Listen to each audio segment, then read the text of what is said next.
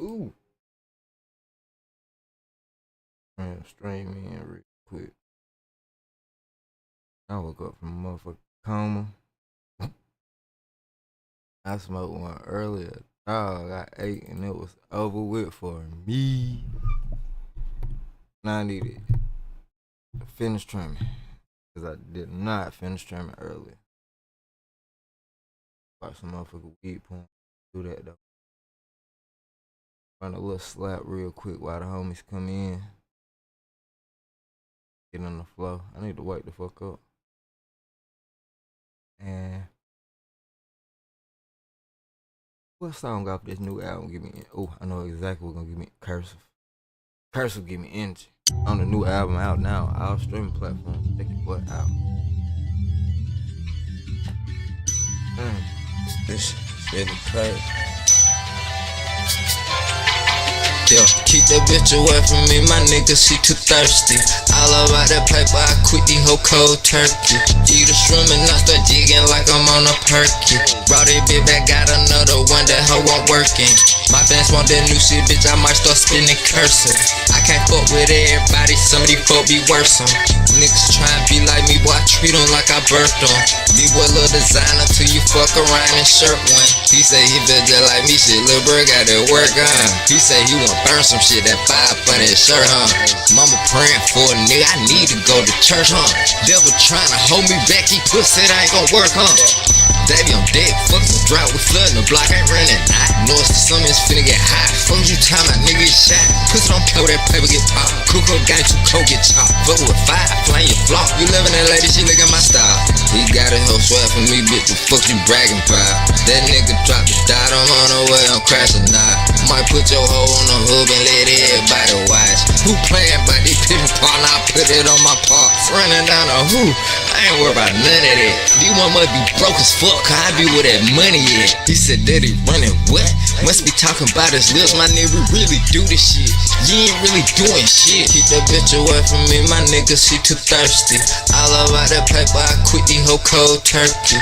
Eat a shroom and I start jigging like I'm on a perky. Brought it bitch back, got another one, that hoe won't working. My fans want that new shit, bitch, I might start spinning cursor. I can't fuck with everybody, some of these folk be worse on. Niggas tryna be like me, boy, I treat them like I birthed them. D-boy little designer till you fuck around and shirt one. I gave myself time to heal, I can't let no one hurt me. Ate another shroom, they be here like a year 30. Fought depression through my 20s, bossed up through the 30s. By 40 tryna be fucked up at a Kentucky Derby. Walk in the spot with big ass, not have all the whole lurking. Hey bro, don't get poppin' it, bitch, I walked in, they ain't search me. Just took a shot at hoe, now need me a hoe that twerking. Who that long hair, big the fat ass, oh yeah, that one that perfect. Don't get caught on the wrong side, bitch, don't die, this shit ain't merch. NBA try sign that boy, we got my 40 and vert. Somebody better remind that boy, don't NC nigga hit first. A nigga ain't never hit my bitch, you putting it in a purse. I heard these niggas be telling she eat me up, got you blind to them. Last time I remember, dog, I just gave her a night to remember. Got lost in the city, I ain't talked in a minute. Posting on social, you know I ain't tripping. These fresh out the box, you know I ain't slip. No diddy, I'm on the boy head, these niggas finished. Keep that bitch away from me, my nigga, she too thirsty. All about that paper, I quit the whole cold turkey. Eat a shroom and I start jigging like I'm on a perky. Brought it bitch back, got another one, that hoe won't working.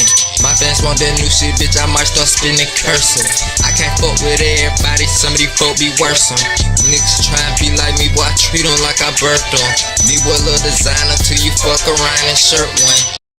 Oh my god, that shit got so much energy. Alright, let's watch some Wheedporn. Oh yeah! Salute to the grow up under the stairs.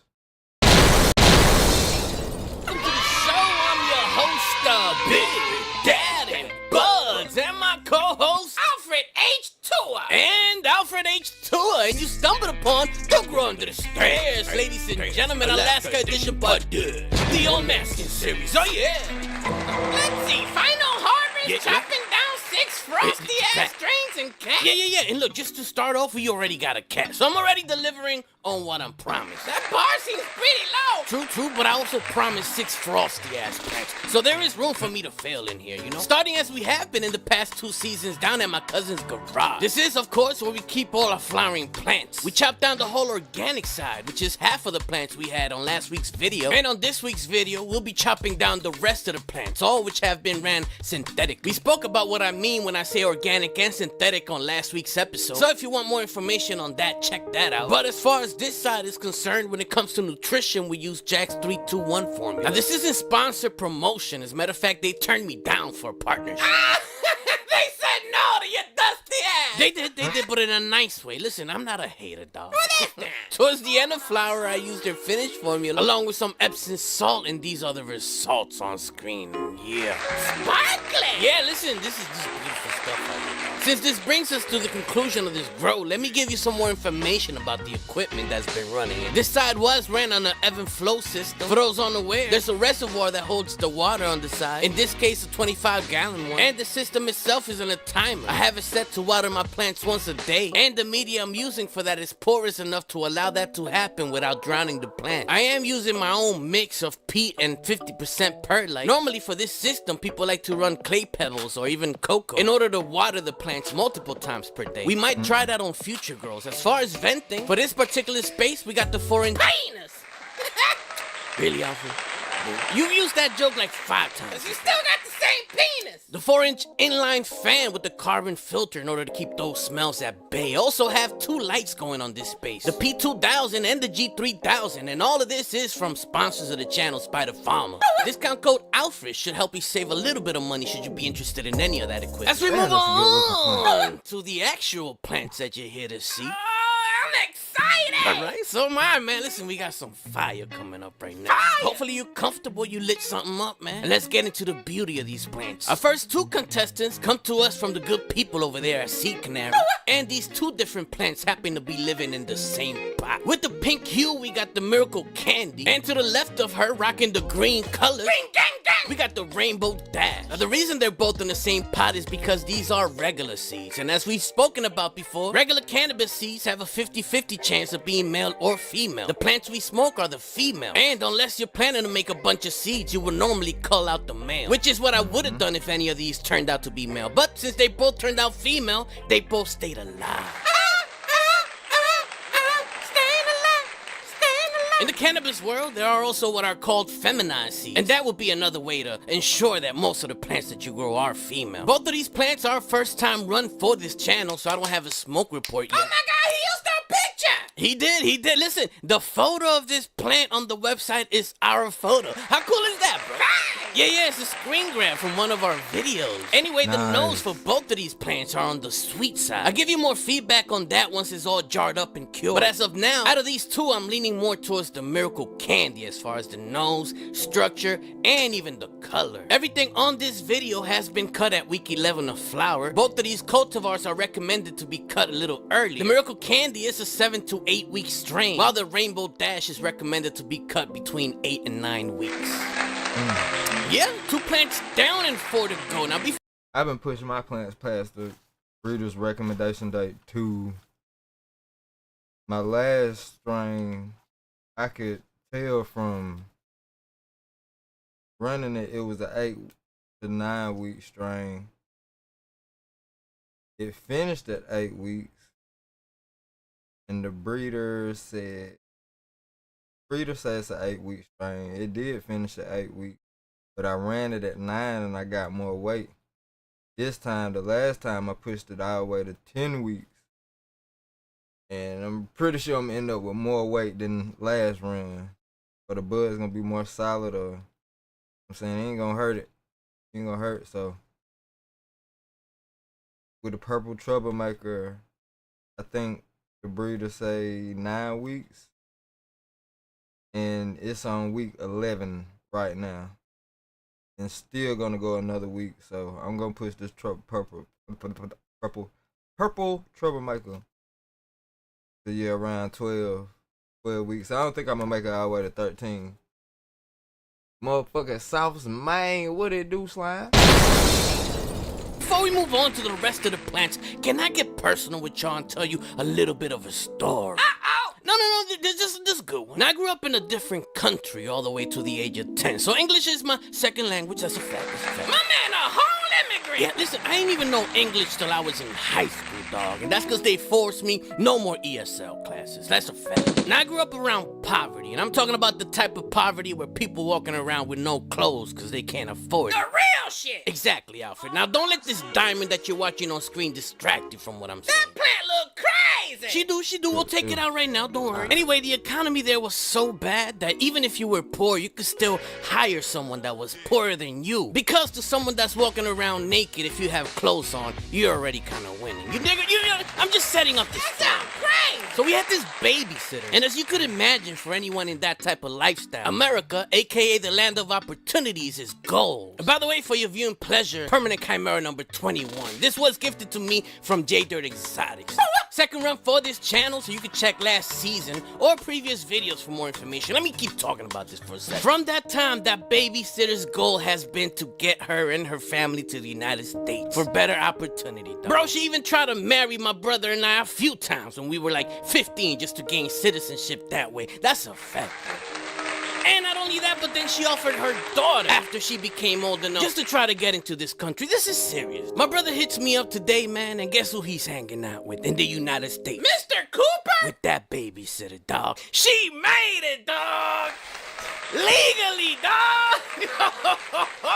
That's so weird. Now, I know you might not care about this shit. And by the way, on screen is the last time we ran PC-21. So there's the comparison, blah, blah, blah. The point is, this woman has been trying to get to this country since I was born. I'm 43 now. God damn. She just made it. This one goal that she's had this whole time has taken her 30 plus years, dog. Listen to me, man. She never gave up, dog. And I was so happy when I heard that she did this, bro. Like, legit, this makes me so fucking happy, dog. And it gives me so much encouragement for me to keep pursuing my goals and for me to not give up on my goals, no matter how long that shit take. And I wanted to share that with you, man, because I don't know what goals you got. I don't know how long that shit gonna take you, man, but as long as you don't give up, bro, you can make that shit happen, dog. I saw that woman come from nothing, dog. I'm talking about the real nothing, not this nothing. The real nothing, dog. And I come from that. These are the people that raised me, dog. So if you ever feel like giving up, man, you looking for some encouragement, you could come to me, dog, because I ain't giving up neither. Let's fucking go. Oh, yeah, as we move on. Alfred. Yo, Alfred. Alfred. What happened? It's your turn, It's dog. my turn. What? My bad. Bro, My I bad. don't just do your... That was kind of a long speech, you know? I ain't sleep well last night. It's all good, man. Not everybody's built for this. you know? Yeah, I got a 9-incher myself. Have some class. We are built different. Anyway, back to the plant, the PC-21. On last season, JD and I had a disagreement on which one was a better plant, this one or the Flying Hawaiian he gifted me, which we also are gonna be cutting down in this video. Wrong spot, Alfred. Wrong spot. I'm still a little sleepy. So I hope you've been paying attention to that plant because we got to compare it specifically to that other one once it comes up. As far as the nose for me, this plant trends towards the skunkiness. On last season, we ran this plant organically. This time it's synthetic. The outcome is smaller nugs but frosty. And we'll be talking about the smoke report, see if we notice any differences after I've had time to sit down with this plant and smoke it out. Why that cat so sad? Right? Like, how hard could your life be? Did you have to travel to a whole nother country, cat? So, you know what? I'm sad that I can't hang out where she's at right now since I'm in Alaska. I did send her a voice note telling her how proud and how encouraging her story is, too. And she sent me this back, dog. Yo lloré mucho porque todo el mundo que veía mi foto me decía a mí, wow, felicidades, lo lograste, que eso mismo que tú dices, me lo decía todo el mundo a mí. Y yo lloré mucho porque yo perseveré, así que yo espero que Dios Todopoderoso te ayude a seguir adelante y que la meta que tú quieras también tú la logres, porque yo no me cansé, ni me voy a cansar. Quiero traer a Javier y para acá. Ellos son los jóvenes, ellos son los que tienen el futuro por delante y así mismo, persevera, que persevera triunfa. I'm not crying, dog. You're crying. You're crying, dog. As we move on to the next plant, the Flying Hawaiian, also from J Dirt Exotics. Looking at this flashback from our previous season when we ran this, you can see by the structure just how similar this is to the PC-21, which is the previous plant that we just harvested. For me, this also trended on the nose towards that skunky flavor. So given that this one and the PC-21 have so much in common, I honestly didn't know what strain to keep since I don't tend to keep strains that are too similar to each other. We like variety around here. It's a fact, Alfred. Just like the PC-21, the version that you're observing on screen right now was ran organically, but this time around we ran it synthetically. No. Hold on a second. Hey, baby, what's your name? Back up, Alfred. Back up, Alfred. She is pretty. Listen, I got you. Call me. I'll marry you for visa papers. Shut up. Don't hate the player, hate the game. Back to the present where we are running Marty. where we're running these woke now now. synthetically, and the debate of what plant is better has gone out the window because this one right here is a clear winner, dog. Yeah. By the way, look at the size of these middle nugs, and then check out what happens as we move up the plant. They're smaller at the top. Crazy, dog. Can someone explain that to me? That makes no sense. Now, let me give you some detail on the lineage of this plant, because this crosses the Chimera number 3 with the Truffaloha number 1. Interesting, because we do have our own version of those plants, which we cut down on last week's video. Originally from Belief, JD purchased this cut at $500. Damn. And I did search for it on their site. I don't see it listed anymore. The version they have of this plant is number 23 now, and it's listed for $1,000. Jay! But look at her. I know, dog, I know. You know what's sad or funny about this is JD forgot to clone his own clone, dog. Damn. And she's gone forever. She really is, dog. And I gotta live with the fact yeah. I did you wrong forever. Back up, dog. Back up. No, I had to make the song crack. Here's what the plant looks like. Cut down and ready to Fucked up, girl. hang dry. And by the way, I will be putting how I dry these towards the end of the video. It's gonna be a repeat clip from last season, but I explained this so well on that one, why do it again? You know what I mean? I do feel a little bad because thinking back on it, JD did tell me, hey man, keep a cut of that plant, because I forgot to do mine. You let JD down. I did. To make up for it, follow him on Instagram. Right there. Damn. Too late to apologize. Not all Thank you, is bro. lost though, because I do have a hidden trick under my sleeve. It's too late. Crazy thing is, JD hit me up for a cut of the Purple Troublemaker, and I ran out my last cut of it is actually running out right now. I just flipped the motherfucker into flower, and I would have to re-veg it to get it back. And me personally, I was planning on moving on to new strains because it's pretty as hell.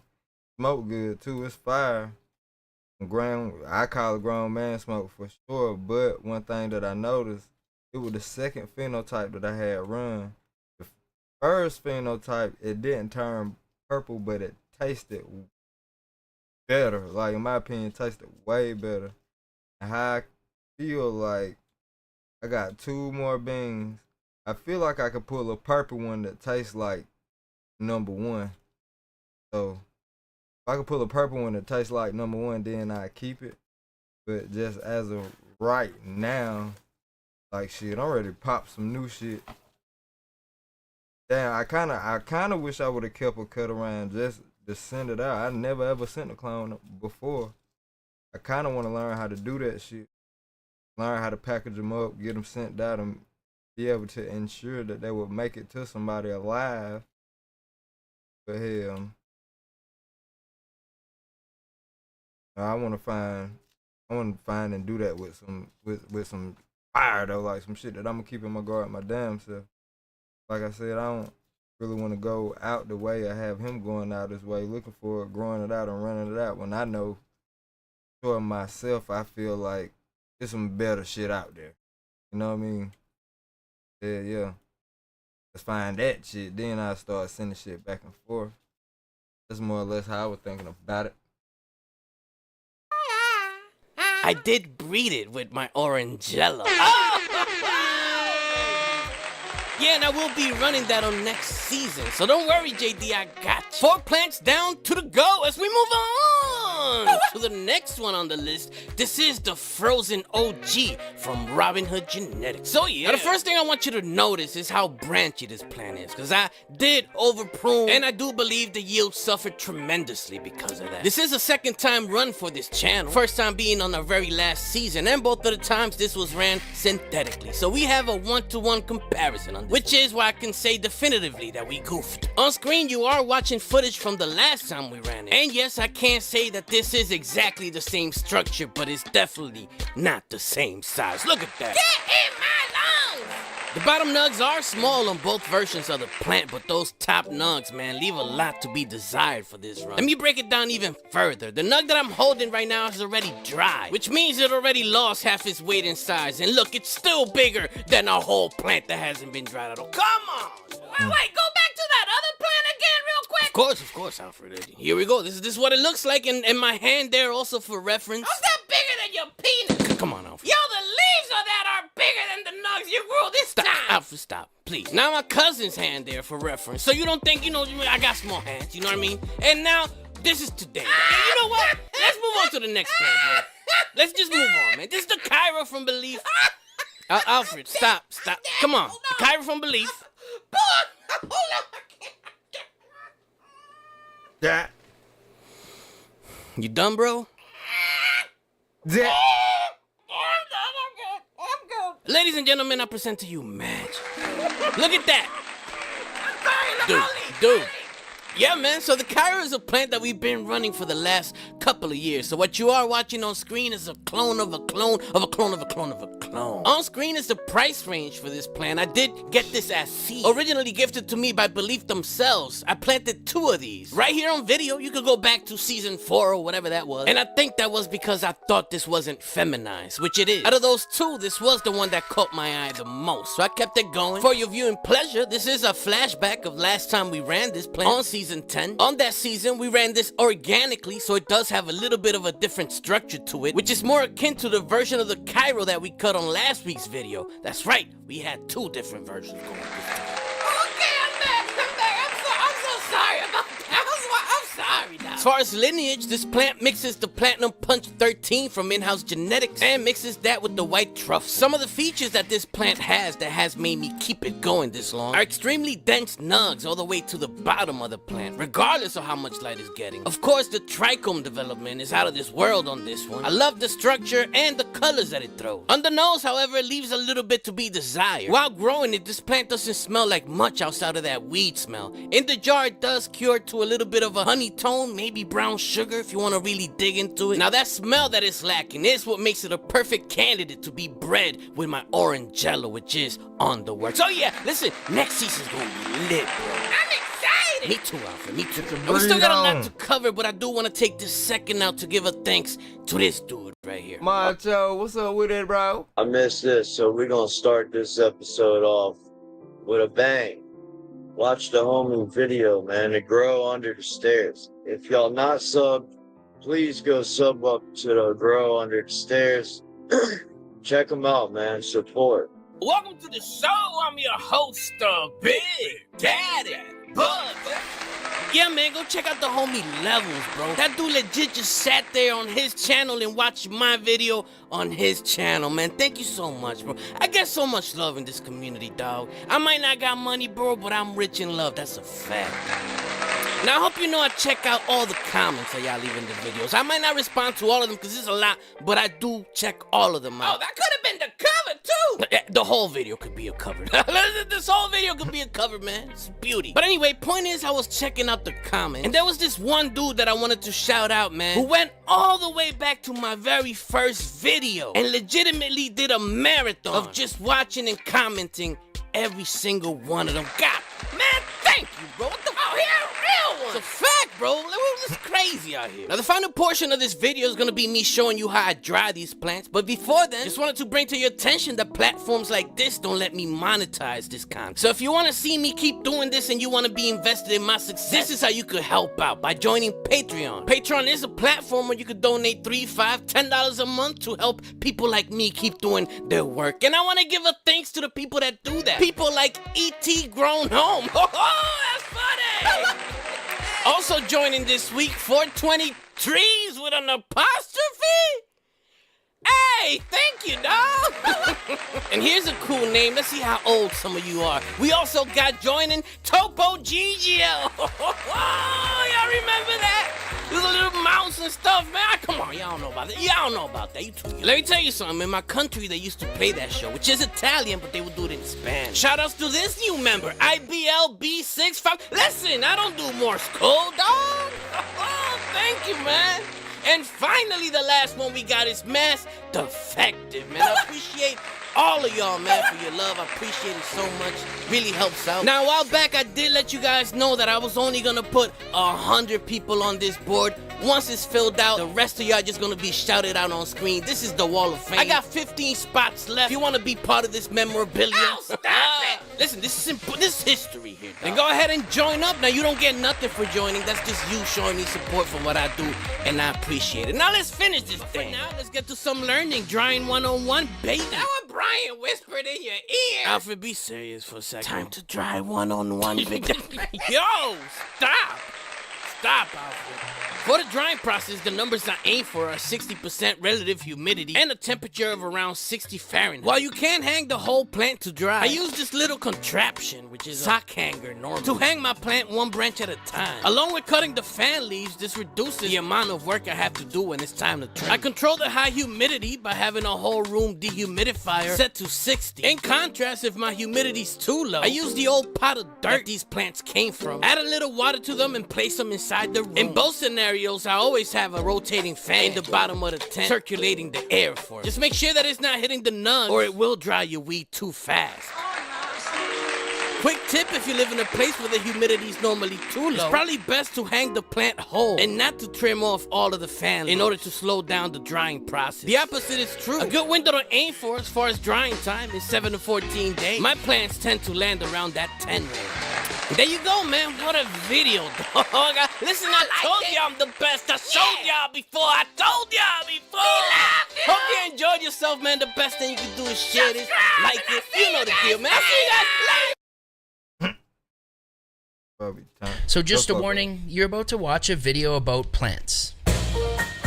What's up, guys, and welcome back to Homegrow TV for another Seed to Harvest episode, where this week we take the kerosene crash from Dutch Passion all the way from a little bean to a final harvest. We test final flower weight, potency test, and we even do a sit down for a post-harvest analysis and check them aroma, terps, and effects all the way to the very end.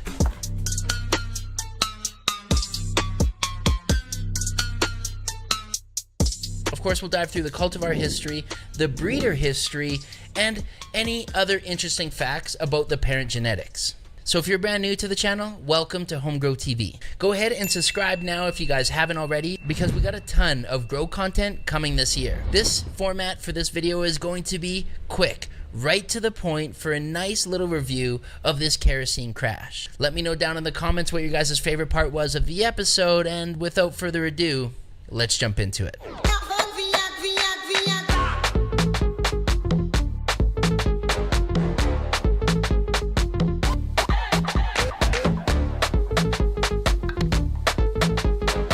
So first off, as always, let's jump into this cultivar history, a little bit on the breeders and the parent genetics.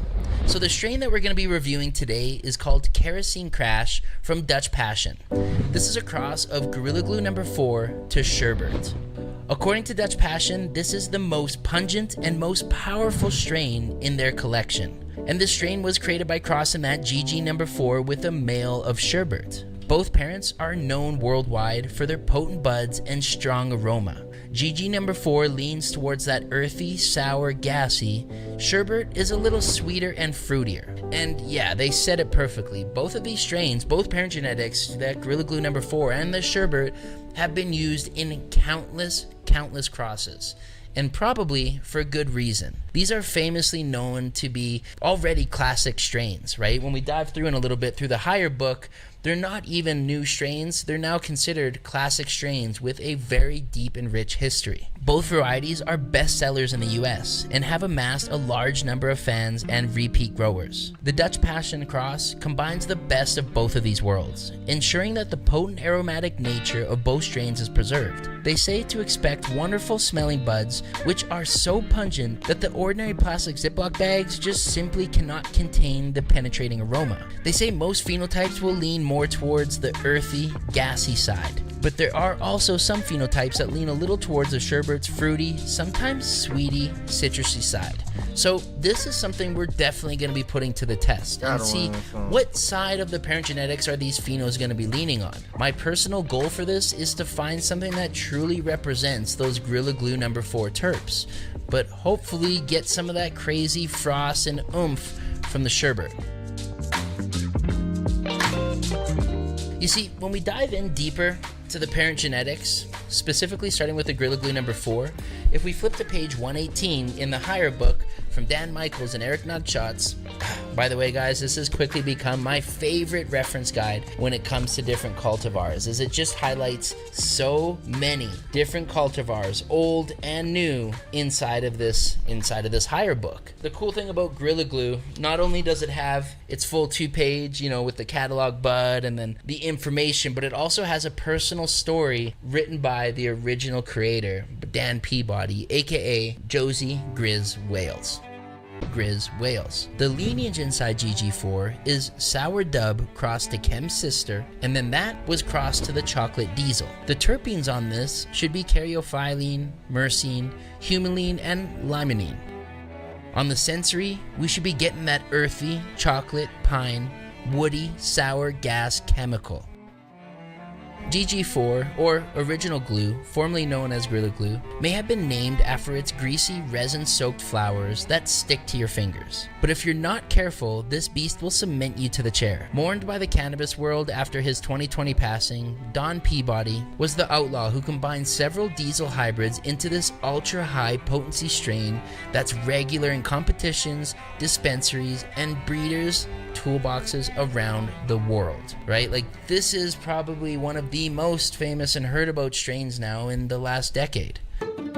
Although it's indigenous to the silver state of Nevada, this silverback of a strain possesses strength and is now regularly spotted all over the planet. Its pungent, tangy smell is like a 900-pound gorilla in the room serving delicious gas pine coffee and chocolate flavors that give way to intense euphoria, extreme physical relaxation, and face-melting stony high. So, Gorilla Glue No. 4, right? Again, one of the most famous strains we've seen over the last decade, and here's a quote here from one of his partners down the road, from Cat 7. A lot of times, I have seen GG4 and it's not the real deal. Even though Josie's intent was to give away cuts freely to his friends, their clones quickly gained celebrity status and sold for outrageous sums, but many were often fake. The original GG4 will break your trimming shears. So this is why it's so important, guys, to be sourcing your genetics from trusted places. And we'll talk more about that in a sec, but most certainly you can bet your butt that GG No. 4 is probably one of the most faked, the most copied strains that we've seen in the last decade.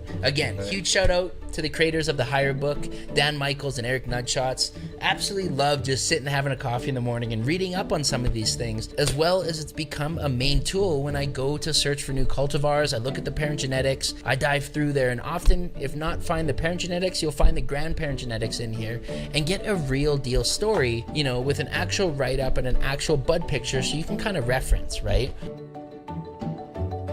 Flip to page 178, and this right here is created from the breeder Mr. Sherbinsky, which, cool enough, we actually just got to meet him at the last Spanibus and found out that he is a creator of multiple famous strains, and not just the Sunset Sherbert.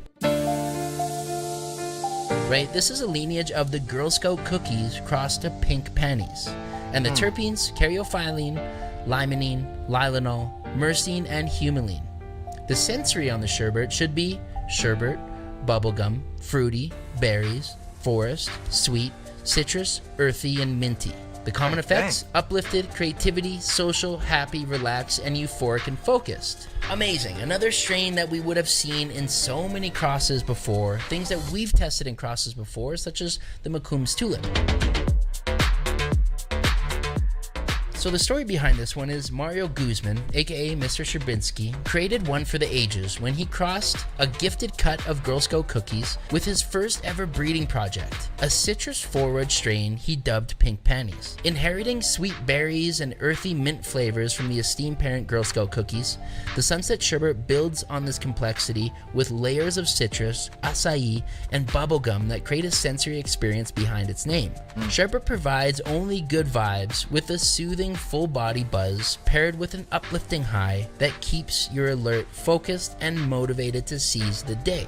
Here's the thing though, with both those parent genetics being so famous and being used across so many cultivars, it makes sense why that these are some of the strains that you often see copied, faked, or just kind of put out there randomly in different strain crosses. Those who actually find and create a stable version of this cross means it was a lot of work and probably not easy finding. Maybe that's why this is one of the reasons that this is Dutch Passion's most expensive genetic, and was number one reason why I actually really wanted to test it. This was one of the things that we got commented multiple times on the channel. The question was, hey, Homegrow TV, do you think that that kerosene crash is actually worth the money? Because it's the most expensive bean on Dutch Passion's website. After diving onto the website, seeing what the cross was, looking at the parent genetics, I went, well, if it really is that, and they've created something that's stable and good, very well could be. But at 50 euros for just one bean, or at 30 euros per bean if you get a 3-pack, it most certainly is not a cheap strain. And that's what we're going to be putting to the test today. Is Kerosene Crash actually worth the cost? How much does that shit? From what we know about Dutch Passion, they've been in the game for over 37 years. And they're a seed company established in Amsterdam. They were officially formed in 1987. And they are famous for supplying great quality seeds and... Bro, but what it do? How much is 30 euros? How much does that shit cost, man? Hey, we gotta get some of this kerosene crash, bro. We gotta find some of this kerosene crash, bro. This shit sound like the one. I'm finally done trimming. I'm sitting here getting these little bitty small nugs, like the ones that's too small to go in the jar. I'm throwing them to the side so I can put with the rest of my smalls. Make some fucking fire sticks with them. Crazy part is people be in love with them shit too. Yup. Finally got one plant down, and this motherfucker was heavy. That from the first trim stream that I did today, and it was only one plant, but I got 2 jars off. Those 2 jars together weighed 111 grams. It was 55. It was like 55 .8 in one, and like goddamn 54.9 in the other. So yeah, that shit ended up being like right at 111 grams. Plus this too. Oh my god, this shit smell amazing. And if I gotta guess, this probably about like 20, 30. Yeah, this probably about 20. Yeah, this probably about an ounce right here, dog. 130 grams off one plant. Let's fucking go. And this was, I would say the smallest one as far as buds, and the overall weight all together. I feel like this is gonna be was literally the smallest plant out of this new harvest. So I don't know, boy. I just hope them big ass buds had that weight on them for the rest of the harvest, cause I still got 4 more plants to trim. I got 3 more to cut Friday. Sometime this week. I'm gonna try to push them bitches to Friday, but I don't think they're gonna make it. But I'm gonna have 3 more to cut Friday, and hopefully by Friday I have my motherfucking trim where I have my little grow tent. Where I have my dry tent, have some room in the dry tent. But no, I have all these plants trimmed up by Friday. That's my goal, to have all this shit trimmed by Friday. What I'm finna do right now, ooh, that can go in the jar. What I'm finna do right now is smoke one. We got to do some testing still. That's how I literally been going about when I'm gonna trim my plants here lately. I get the feeling on them and testing them. As soon as I get a blunt, smoke a blunt, and that bitch like, oh yeah, right now, put this bitch in the jar now. I just go off that. Then we get the curing from there. But man, oh man. Yeah, we did this fucking plant rocked out. This plant rocked out with the weight. I got another one on the way too. That's it's gonna be a tad bit smaller though. That's the only thing. I wish I had that motherfucker on a 4x4 so we can go crazy, but yeah. If this the size of this plant right here gave me what I say like 130, somewhere around like 130, I know the clone should at least take me to motherfucking 80. At least get a little 80 gram reel. Whatever I share with the homies, I get it right back off the next harvest. That's cool. That's usually how it work with a 3x3. I have a couple backups and clones running in that motherfucker, and if I'm not breeding in it, and I'm definitely not doing no more breeding projects for a minute. I got so many beans now. I need to tap in with one of the homies who was waiting on the feminized seeds. And I got regular and feminized seeds, and I need to start doing my own pheno hunts with my own strains. But now it's definitely time to pop some new beans, bro. Matter of fact, hey,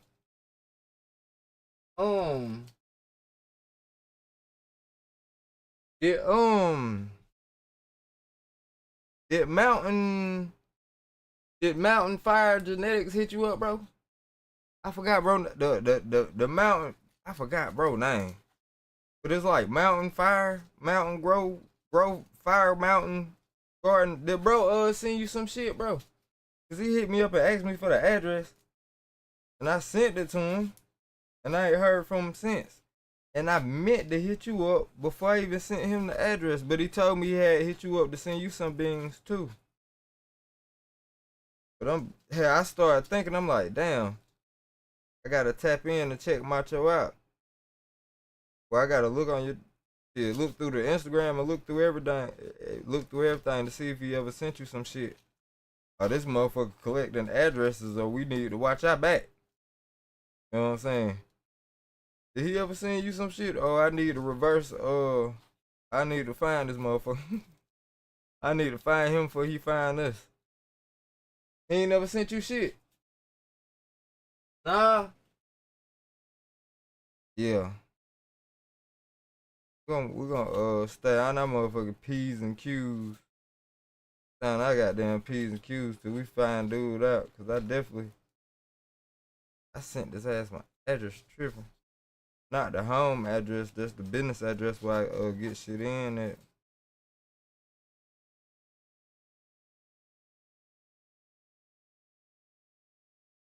We gotta find dude.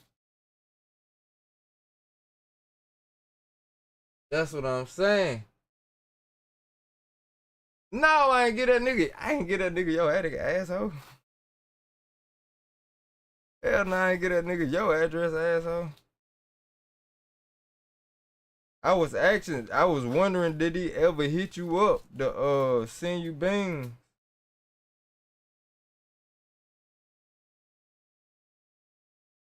Or if he, you know what I'm saying, did he hit you up, or did he ever send some shit, or did you ever communicate with him outside of the chat? You say you gonna send me 100 pieces. Get the fuck out of here, South.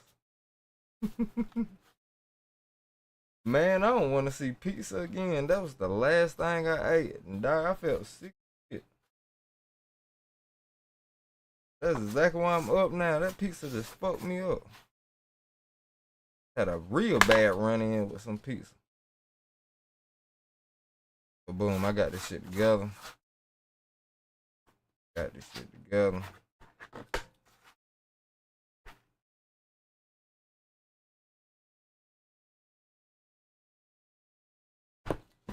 Yeah, bro had hit me up saying they gonna send me some shit to test out, and I'm like, wait, whoa, hold up. Oh nah, okay, he ain't hit you up. But what the fuck?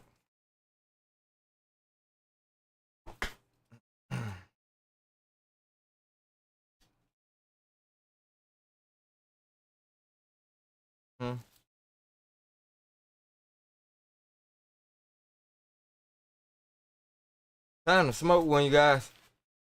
And I don't want to miss the rest of this video. Quick music, goddamn intermission. While I go grab one of these branches to trim up and smoke. Shit.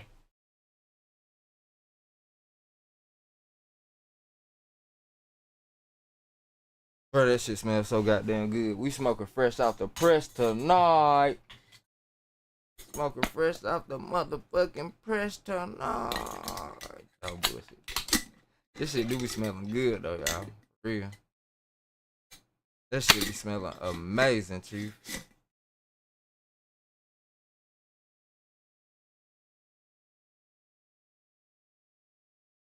Yeah. And if dude is, hey bro, if I don't know if you watching or not, bro. Well, shit, if you end up watching this shit on replay, if you is gonna send some shit, you better hurry the fuck up, cause I'm gonna be popping beans. What? I'm gonna pop some beans this weekend.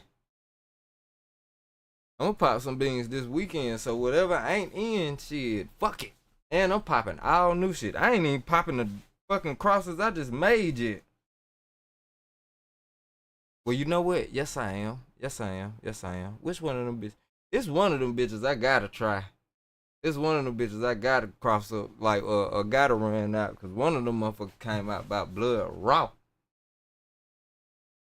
About 5 veggies. Yeah, man, I'm gonna pop off like 8 new beans. I'm gonna pop off like 8 new shits. And I'm trying to run a lot of the same strain. I'm trying to run mostly the same strain too. Cause I mean, it be fun. It's fun just popping off hella different shit.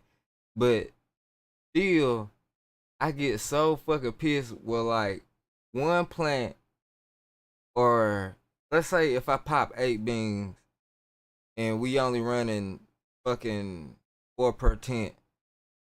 Nigga, if I pop 8 different strains and all of them be pretty decent, all of them be pretty fire, but out of 8 different strains, nigga, 3 of them really be that shit for real. You know what I'm saying? 3 of them really be that shit. And then I got 5 other motherfuckers that is like, okay, I like them. It's fucking fire, but terp wise, it ain't really, you know what I'm saying, my preference on the terp end. Now I'm gonna goddamn eliminate that problem by just running out of all the same shit. So, yeah.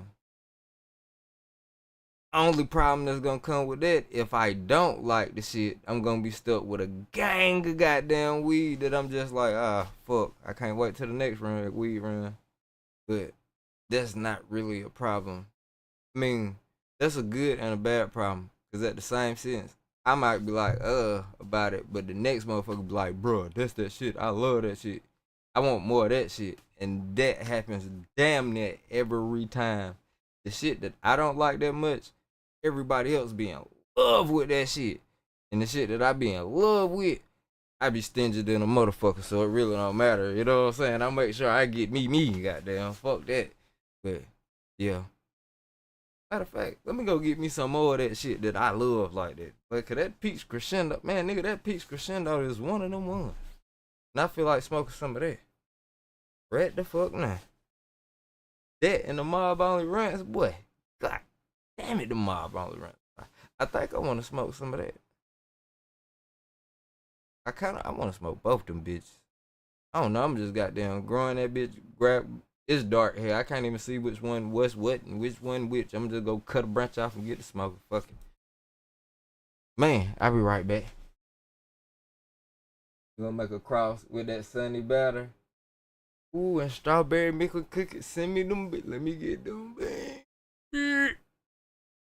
Let me get them bing. You know I'm gonna hit you off with all my new feminized crosses. I'm gonna run them out too and make sure make sure they don't get the Herman and shit before I send them out. But shit, that's kind of another thing too. I do need to run these fucking beans I got to make sure don't shit Herm. Fuck. And I got some new shit that I want to try so fucking bad, man. I got some new shit I want to try so bad. But what I'm thinking about is just doing a one-off, nigga. Just pop one of each of my my new crosses and make up the difference with just like a tent full of some shit I know for sure gonna be fire. And that's what I think I'm gonna do. I'm gonna run one tent with the new shit. And the next tent, pack that bitch full of some shit that I know for sure gonna do so. They in the tent juking right now. Hey! Yeah! Macho say they in the tent making it do what it do right now. Turn off the lights. Lighter can do. Hey, that motherfucker, hey boy. Your plants over there fucking. I don't know why I want to say that shit so loud, bro. I'm sorry. I apologize. Everybody, macho plants over there fucking. I need to grow the fuck up. That's my problem. I need to grow the fuck up, but I will not. I promise. He said, them motherfuckers in there juking. Yeah, shit. I'm telling you, man. I'm tired of my plants fucking all night. Shit. One of my plants, that last one of them motherfuckers just got freaky, said, fuck that. Nigga, all y'all finna get hit, nigga. Ran through my whole tent. Motherfucker had them a three-way in there. Going crazy.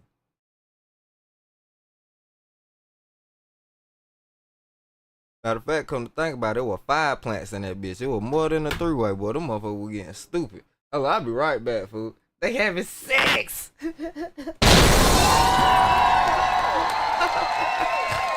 Man, bro, we ain't shit. We got some problems, dog. And I still, to this day, I say, boy, this the best shit that ever happened to me. I don't give a fuck what nobody say.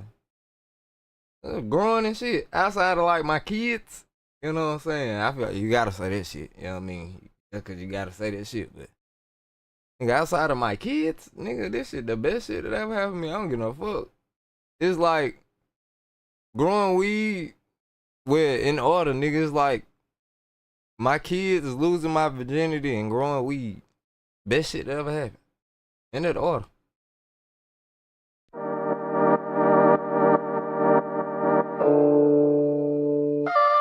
It changed the life sauce. I ain't bullshit.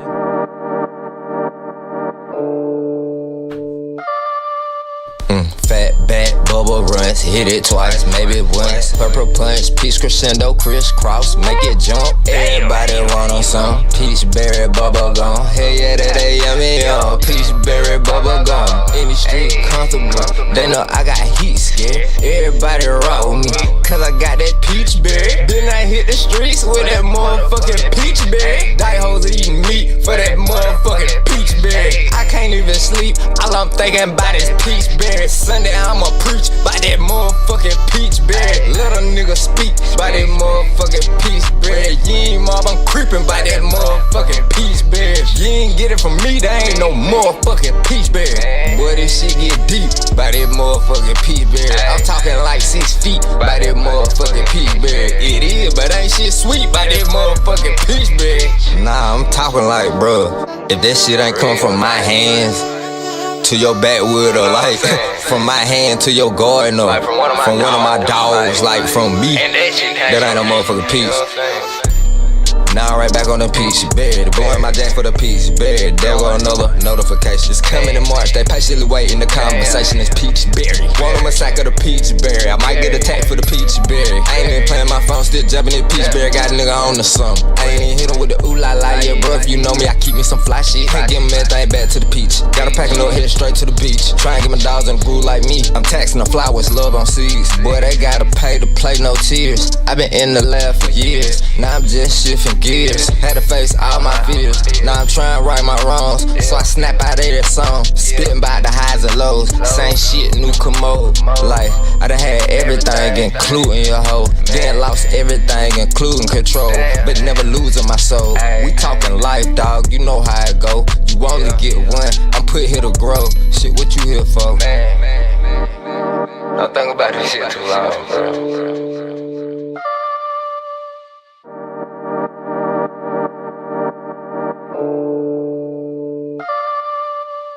Fat back, bubble runs, hit it twice, maybe once. Purple punch, peach crescendo, crisscross, make it jump. Everybody want on some peach berry bubble gum. Hell yeah, that yummy yum. Peach berry bubble gum. In the street, comfortable. They know I got heat scare. Everybody rock with me, cause I got that peach berry. Then I hit the streets with that motherfucking peach berry. Die hoes eating meat for that motherfucking peach berry. Got the block hot, it ain't even in the jar yet. Not accepting any pre-orders before harvest. Peach berry pie, that might be my next target. Try and jack the mob, he might be the next target. In the kitchen, apron and the canvas, culinary artist. I just whipped up the next biggest shit that hit the market. Had a dream that my cuisine would make sure no one's starving. Everything in my life a dream, I hope your phone on the charger.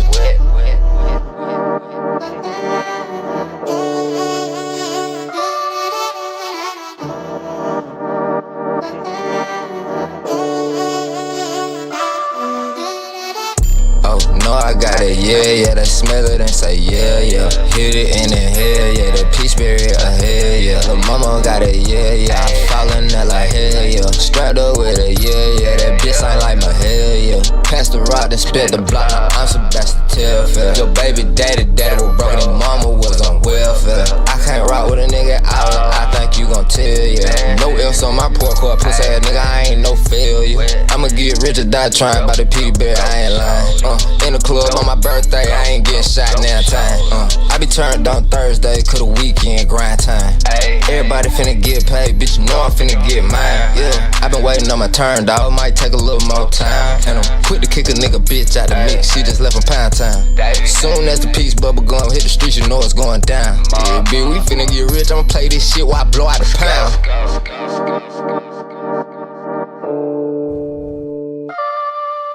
Hey.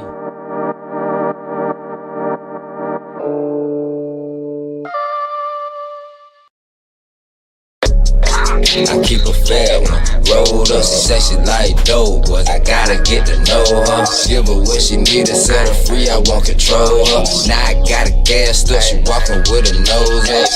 Keep it G with me, we rock it till it's RIP. If it ain't there, girl, keep it moving, grass don't grow under my feet. Hit a couple times, I sent her right back to the streets. Ain't crying over no hoe that can't do shit for me. Hit the slip, I can make her come, I can break the bitch, make her wish that she stay with me, she wanna live like this. I'm the shit, and I smoke that shit, yo nigga ain't on shit. I can't miss, every time I'm on the beat, that bitch a hit. That ain't down bad, let me fuck you real good.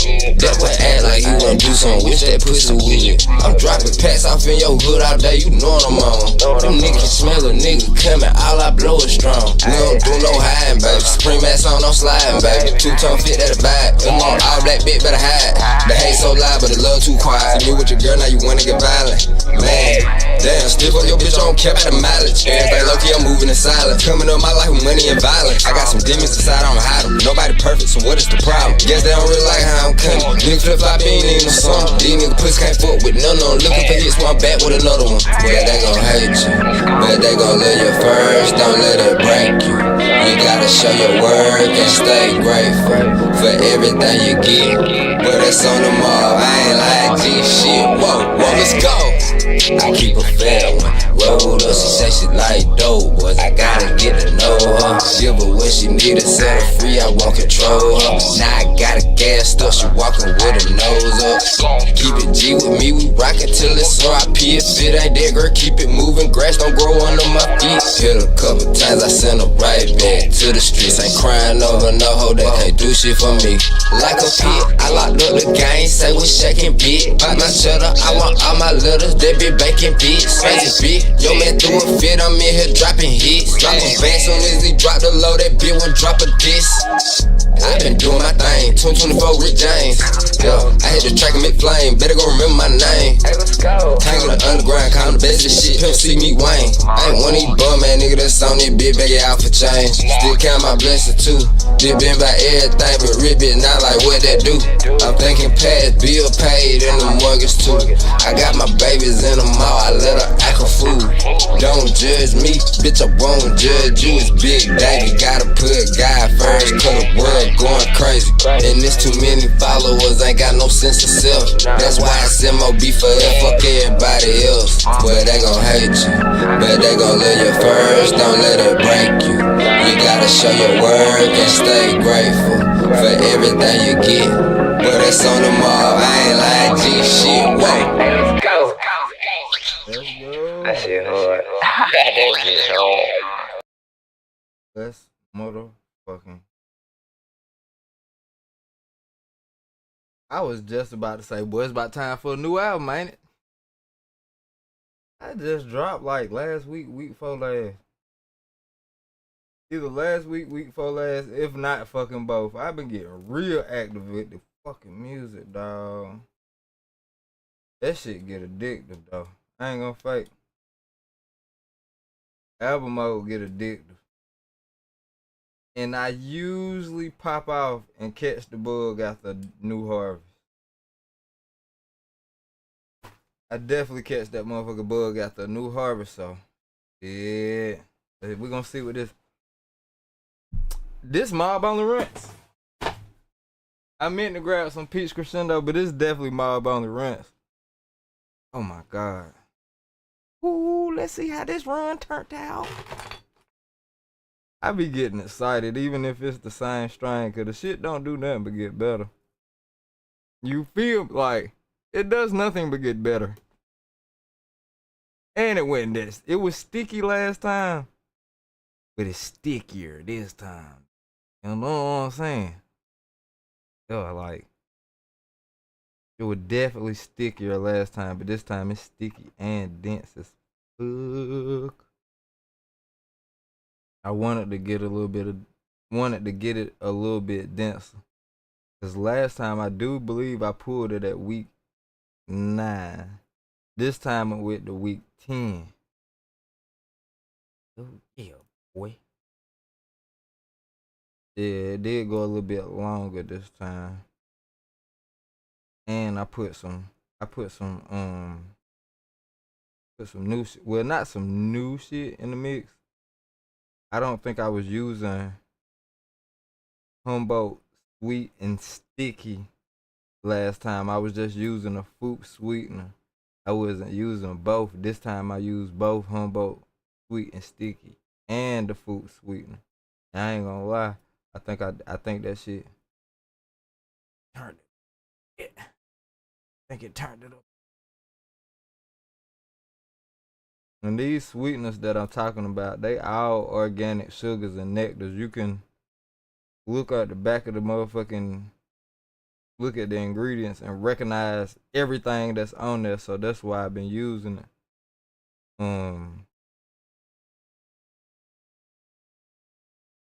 Yeah, the fruit sweetener got some really, really good shit in there.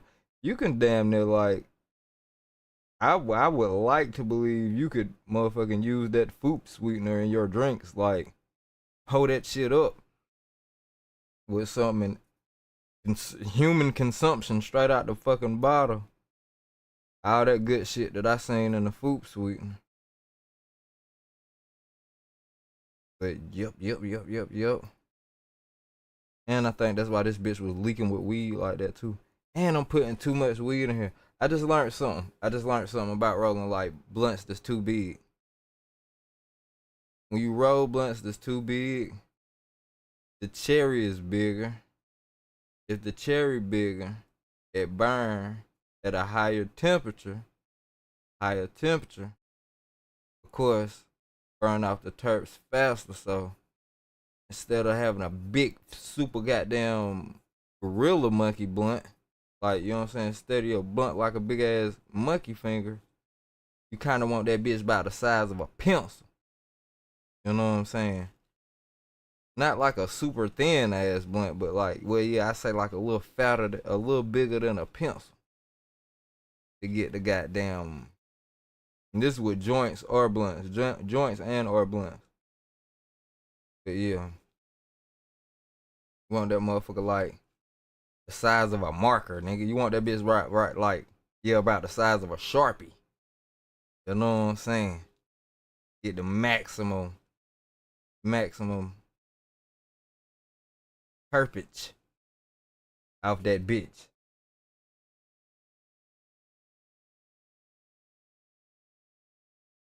And of course, anything smaller work fine too. But one thing I had noticed that myself, and I ain't really understand why it made sense to somebody broke that shit down on a scientific level as far as like with the heat and the chairs and shit.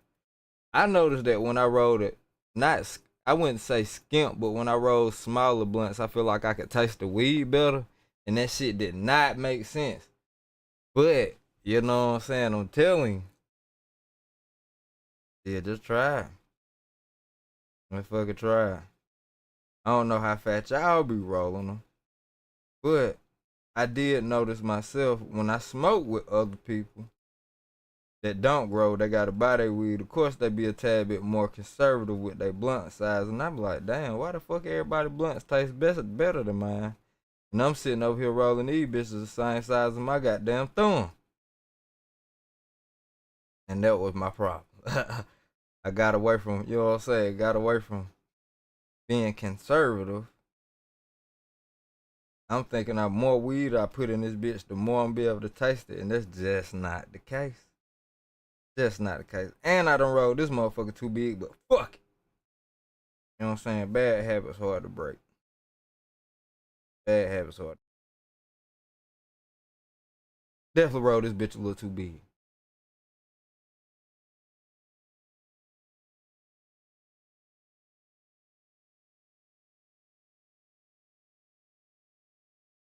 Just that size to get me in the game though.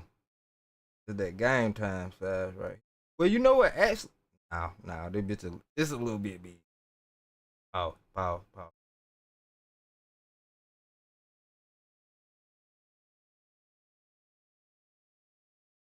But fuck it, I was already committed. Yeah, boy. Man, at the end of the day, you just smoke J's the size of cigs. See, and that shit worked. Perfect. You know what I'm saying? Honestly, that's what I should have guys. I'm sitting here talking about a fucking Sharpie. A Sharpie is too big. You want the bitch round about the size of a cigarette. You want the motherfucker about the size of a cigarette. That's exactly what you want, cause the cherry not gonna be too big. This shit, cherry definitely gonna be a little too big. That motherfucker ain't far from one of my fingers, but hey, shit, you know, we celebrating tonight. We're fucking celebrating tonight. Another new harvest down. Straight fire. And I actually got the seeds from all of this shit. I got the seeds from all of this shit too. This was dope, bro. So, hell yeah. Any of my guys out there, y'all need y'all some motherfucking solid genetics. Holla at your motherfucking boy. And I gotta get my motherfucking cut and clone game together. Cause I be coming across some clean ass cuts. I be coming across some motherfucking fire. And I hold on to them until I get tired of the shit. But I desperately need to learn how to send and ship clones safely. Goddamn. It just, I know I've been off receiving clones for a minute just for that damn that motherfucking tragedy I had with the powdery mildew. I've been scared as fuck of clones for the longest. Yep. Shit, man. You know what? I don't like that shit. Rolled that shit last time to smoke this shit.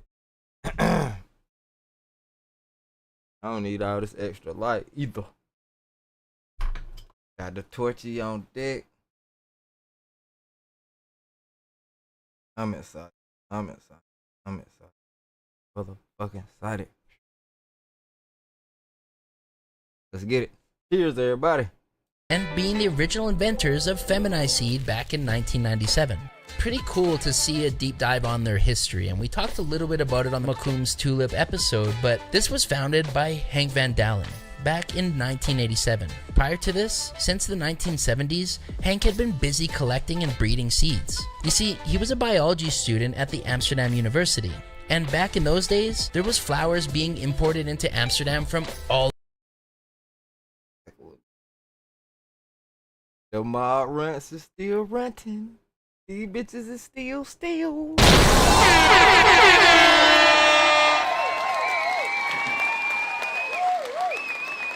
And I like this run way better than the last run because I flushed it longer. I feel like I had to wait so long for the cure to kick in. This shit is smoking like a fool right off the branch. It's smoking right out the branch, G.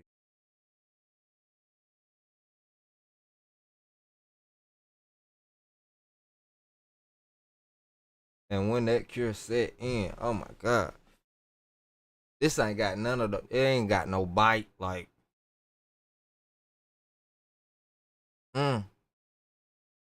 That's why I'm liking this shit. That's why I'm really liking this run over previous runs. I think I waited too late to list my last two. The last two runs, I think I pushed them as far as trying to add shit in and, you know what I'm saying, maximize the flower, push the flower as much as I can. And I should have just went on and goddamn cut it at the week 7. If it's a 9-week strain, cut that bitch week 7. Try to get your shit 2 weeks to flush. And cause that's exactly what I did. I did close as I could to a 2-week flush with these shits. Nigga, I just lit this blunt. I'm fucking jacked back already, cuz.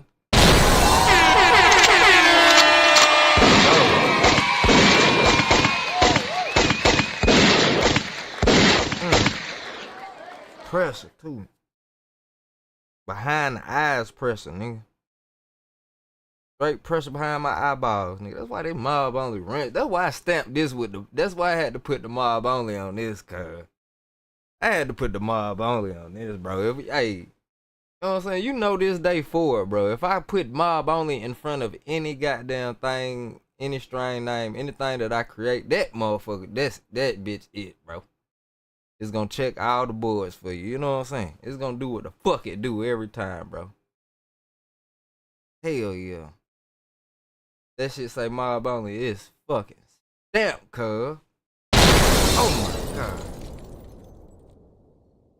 And the peach crescendo, that's what everybody hyped about, the fucking peach crescendo, cause it's pretty, but this shit was it right here, boy. Damn. Being the original inventors of feminized seed back in 1997. And guess why I love it so much? Guess why I love this shit so much? Guess why I love it so much? This shit tasting just like the bag. It tastes just like the bag. This motherfucker tastes just like frozen bag, boy. This whole tasting just like frozen bag, man. Nigga. I thought I was gonna have to buy frozen bag again to get like close to these terps. No, nigga. No, nigga. And we got the feminized and the non-feminized. See, we got the feminized and the non-feminized, bro. Come on, bro. Let's get it, bro. Let's get it, bro. Feminized actually hit with bananimals too, so that shit might be cool. That shit crazy. I'm definitely running out the feminized version of the mob only runs next just to see what it do, cuz. 1987.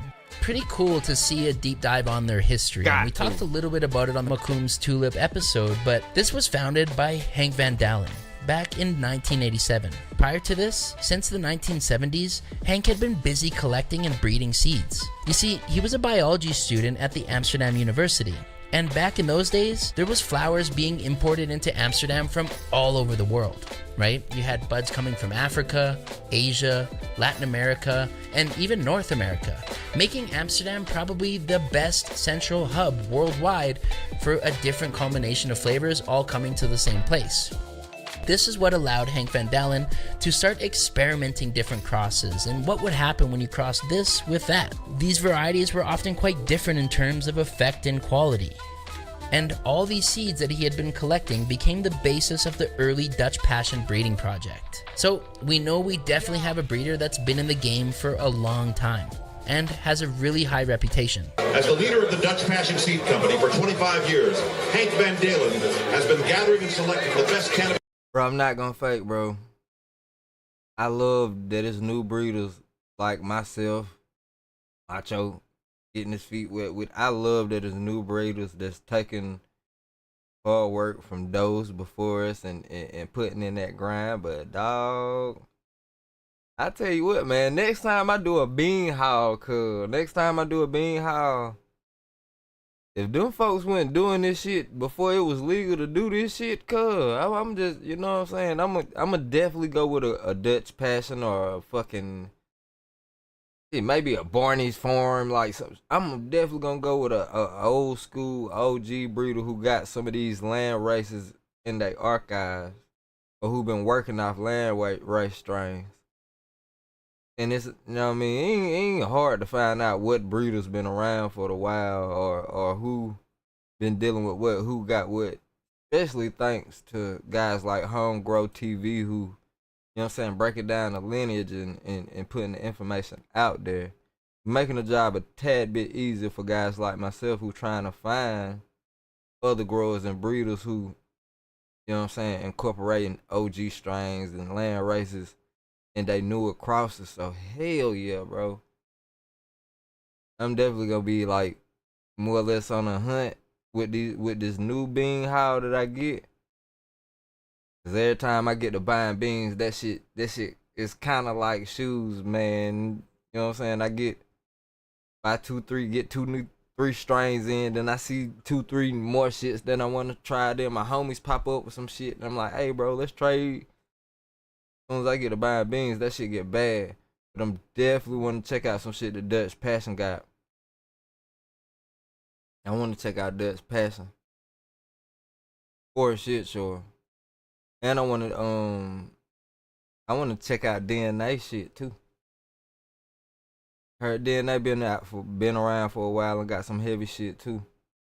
Genetics from around the world. The Dutch Passion Seed Company is famous for superlative strains like Power Plant, Blueberry, Nazar, Orange Butter. Which makes this test even more interesting. Is that kerosene crash worth it at the cost? I don't know, we'll get to see by the end of this. One of the other things I did before deciding to test this one was hop over onto Grow Diaries and just take a look and see what other people's results were. From what I seen, it looked decent, they looked tasty, and the reviews were high. So we decided to do it. For those that are wondering, where'd you get your... Where's the inner notice? That motherfucker ain't stacking worth a damn no.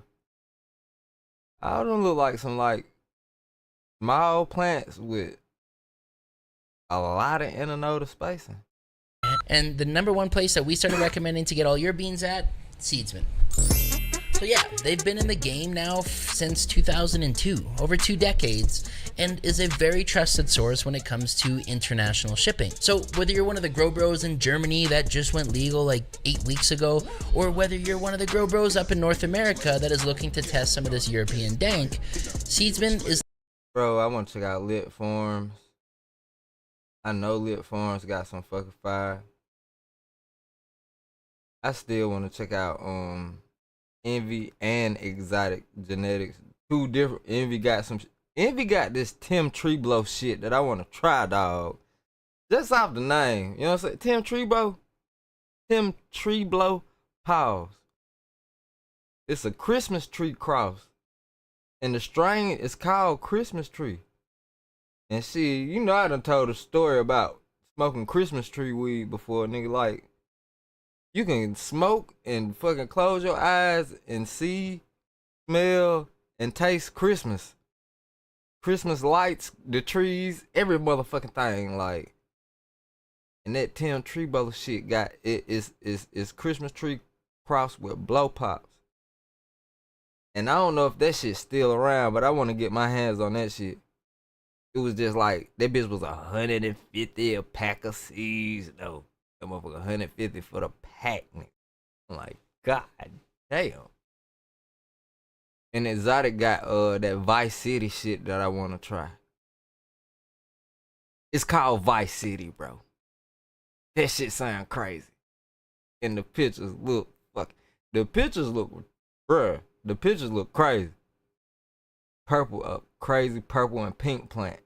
You know what I'm saying? Dark purple with its pink. It get pink towards the middle of the calyx. Ah. And it's called Vice City, bro. Nigga, it's weed packaging for Vice City. I already on Amazon. I can go on goddamn Amazon and find some shit that look like it's for the package for it already. That's one. You know what I'm saying? Two, anybody that look at a menu, you ain't even gotta see fucking pictures. You see something on the menu that say Vice City, you like, yeah, give me some of that Vice City, bro. Let me try that bit. Let me get a 3.5 of that Vice City. Matter of fact, let me get a half. That shit gotta be 5. It's called Vice City. Yeah. You trying to get the Chicago cake?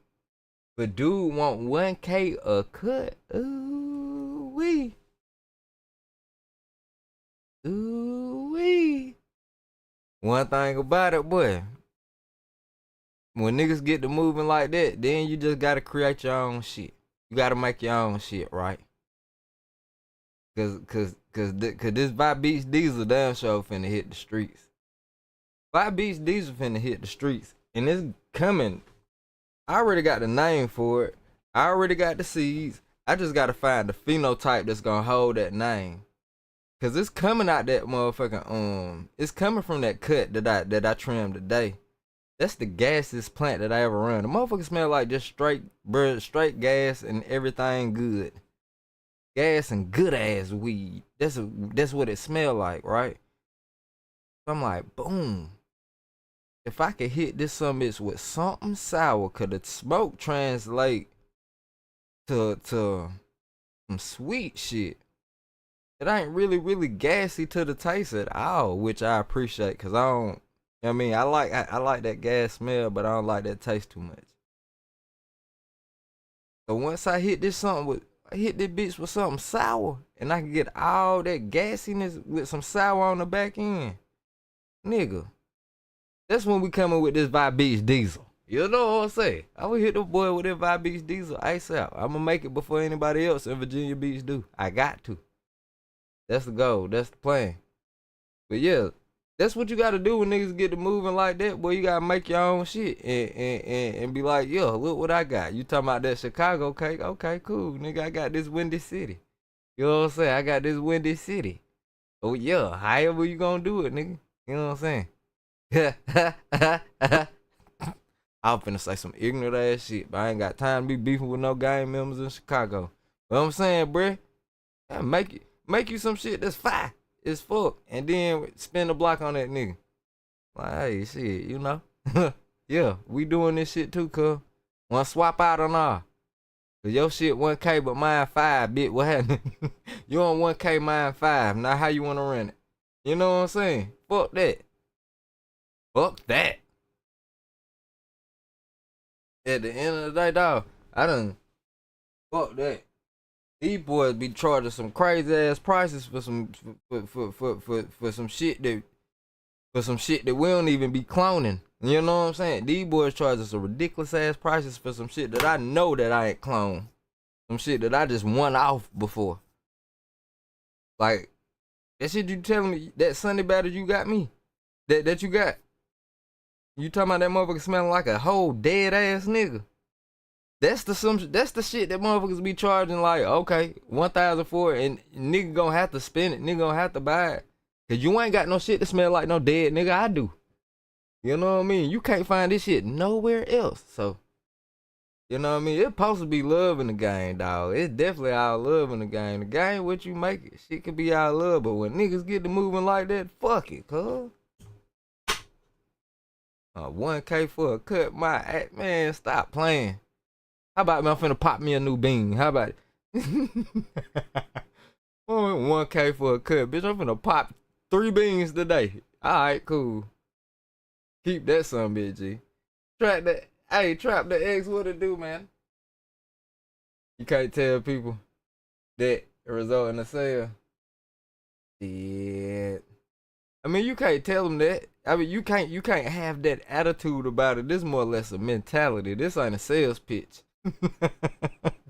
Yeah, this is more like a mentality I'm sharing right now. This not the sales pitch, because ain't nobody gonna buy shit talking like how I'm talking.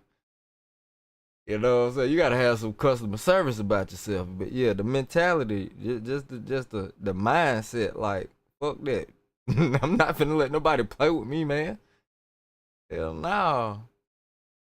$1,000 my dick hair, nigga. You tripping. Pause.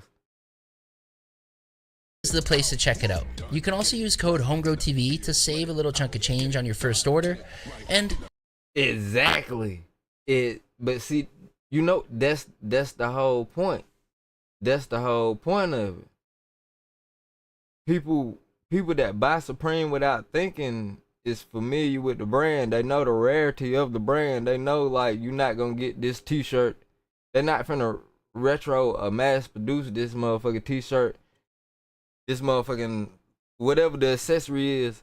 You know what I'm saying? You buying the rarity of it. You buying the resellability. You know you can hold on to this shit and at the very least get your money back. It's gonna hold its worth. We trying to make the same thing with weed. Like, I ain't trying to turn a whole bunch of motherfuckers into weed hype beasts, but I definitely need people to understand, like, okay, I get it. You might have some rare shit over there. You charging this much for that much. Motherfucker, I'm finna grow some too. Yeah, my rarest, yeah, I got some rare ass shit too. You know what I'm saying? Matter of fact, I got some shit that ain't nobody got. But my goof ass ain't over here charging people $1,000 for it. I should. That picture I posted, every fucking grower across this planet. You go to my Instagram, and you see that picture I got with that motherfucker weed leaking nectar, like, man, pink purple ass weed, frosty as fuck, leaking, get high and sweet shit. I could probably charge whatever the fuck I wanted for that, honestly. Honest to goodness, I probably, you know what I'm saying? If I'm guarantee you these results every cut, and I know ain't nobody else got this shit. I know for a fact ain't nobody else got it. I could probably charge what I want to. Shit. I wouldn't though. If I was in the space for it, I'm not saying that I wouldn't ever, never. I'm never saying never, but as of right now, as it stands, I wouldn't do no shit like that. I ain't finna buy no shit like that either, cause I know I can make it. Like, you know what I'm saying? That's kind of the point. Like, I'm not finna buy the shit, cause I know I can make some fire too. So hell yeah. As soon as you sell it, it's no longer yours. That's a fact. That's a fact. True exclusivity comes the inability to obtain the object. You mean to say, like, yeah, you can't, yeah. Nah. I mean, I understand what you're saying in the sense. But yeah. I know for a fact I got something that ain't nobody else got. That's the exclusivity factor that I'm talking about. Like, ain't nobody else got this shit. Now supply and demand comes in with, like, the supply and demand matter comes in on what you saying, not being able to hold something. But shit, if what I got ain't for sale, then that make my shit even more exclusive, cause you can't even buy this shit, dog. Like, you know what I mean? Motherfuckers, at the end of the day, if you got enough money, you can go buy every Supreme piece released. But it's some shit you can't get your hands on unless you know these folks, like Virgil pieces, or like friends and family Travis Scott shoes and shit like that, or like I'm saying some shit. Once it get past the level of money can't buy it, then hell yeah. What you gonna do then? What we talking about then? That's a whole different story there, brother. It's weed out there like that too. I'm trying to get into that kind of business. Like, yeah, I want my shit to be on that level. Like, yeah, buddy, gonna have to jump through some rings of fire to get this shit. I'd rather rock a Gromy tee over this, and that's the whole point right there, man. That's the whole fucking point right there, man. I'd rather rock one of the Gromy shit than break the bank. Break my whole fucking bank account just cause the motherfucker talking about he got $1,000 cuts. Get the fuck out of here. My homie got some shit over here that's priceless. My homie got some shit over here that money can't buy, you know what I'm saying? You talking about $1,000 for a cut, man. Fuck out of here, bro. But it's a time and place for everything. Like, who knows? Who knows? I hit a cannabis like I hit a motherfucking cannabis cup, or you know what I'm saying, big ass cannabis show. My pocket's right, and I'm actually hunting that. Like, you know what I mean? I may be in a market for some shit like that one day. As of now, hell no. Hell no. This is now officially what we've been using for things like Battle of the Breeders and Lord of the Lemons, a place that we can dive through a lot of different breeders and all get them at the same place, ordered to the same spot with no risk. So make sure you guys check that out, and thank you, Seedsman, for creating that awesome solution for the worldwide shipping. Now that we got that out of the way, let's jump into the seed to harvest and start germinating some beans.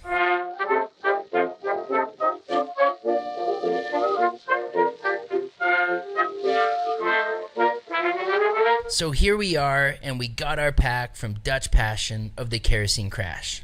This was a 3-bean pack, and uniquely enough, I've never seen this from another breeder before, but they're packaged in... My nigga used a empty TikTok bottle. Oh man, beans come in a TikTok bottle. That's hard as hell. Inside this box like this, with a little UV protected kind of green box inside. It almost looks like a little Tic Tac container. As always, we got our cotton pads ready and placed our 3 beans on the cotton pads. The process for this is extremely simple. All you do is 3 or 4 simple sprays to the cotton pads. Yeah, bro, you work with some beans over there. Try that. Yep, definitely. Yep. Let me know when them seeds. I can't even talk as soon as the seeds drop, brother. Let me know. Place them in a Ziploc bag. Label the Ziploc bag. Throw a few sprays inside the Ziploc bag and seal it 3/4 of the way full. Then you just got to place it inside of a dark container in a nice warm area for 48 to 72 hours. This has been our preferred method of popping, and I would love to hear yours. Let me know down in the comments below if you guys use the cotton pad method, the paper towel method, if you do the water soak, or if you go directly into soil. Let me know down in the comments below, because one of the things we're going to be testing soon is similar to the cotton pad method, but it's from this company right here called CASHAPP.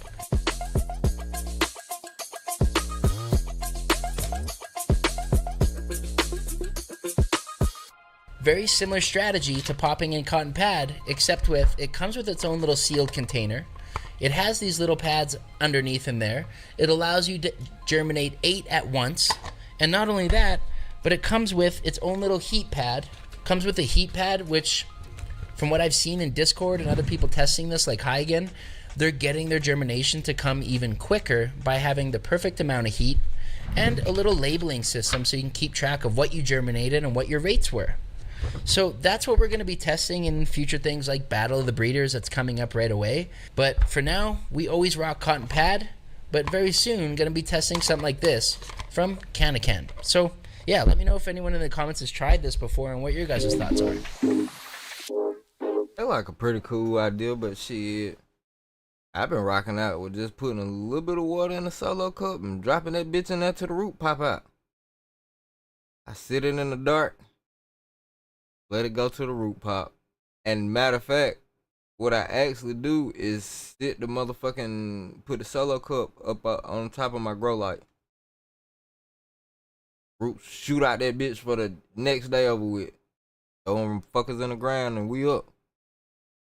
But yeah, my 2x4 light, it's like, it's not a bar style LED in there. It's a quantum board light. So I sit the bitch right on top of the light and motherfucking put like a piece of paper or something on top of it so it'll be dark.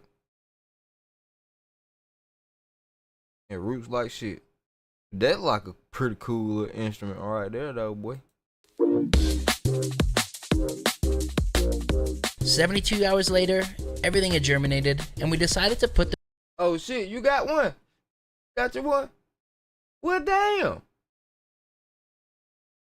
I'm out the loop. I need to get me one of them fuckers. them in their own little Dixie cups, labeled with names and pheno numbers. Then simply spray some water on top, and good to go. Let's jump to 4 weeks later, day 28 in the solo cups. Damn, 4 weeks, them some short fuckers. I'm just saying, them shit's kind of short for 4. Or maybe they might need to come up out them solo cups or something.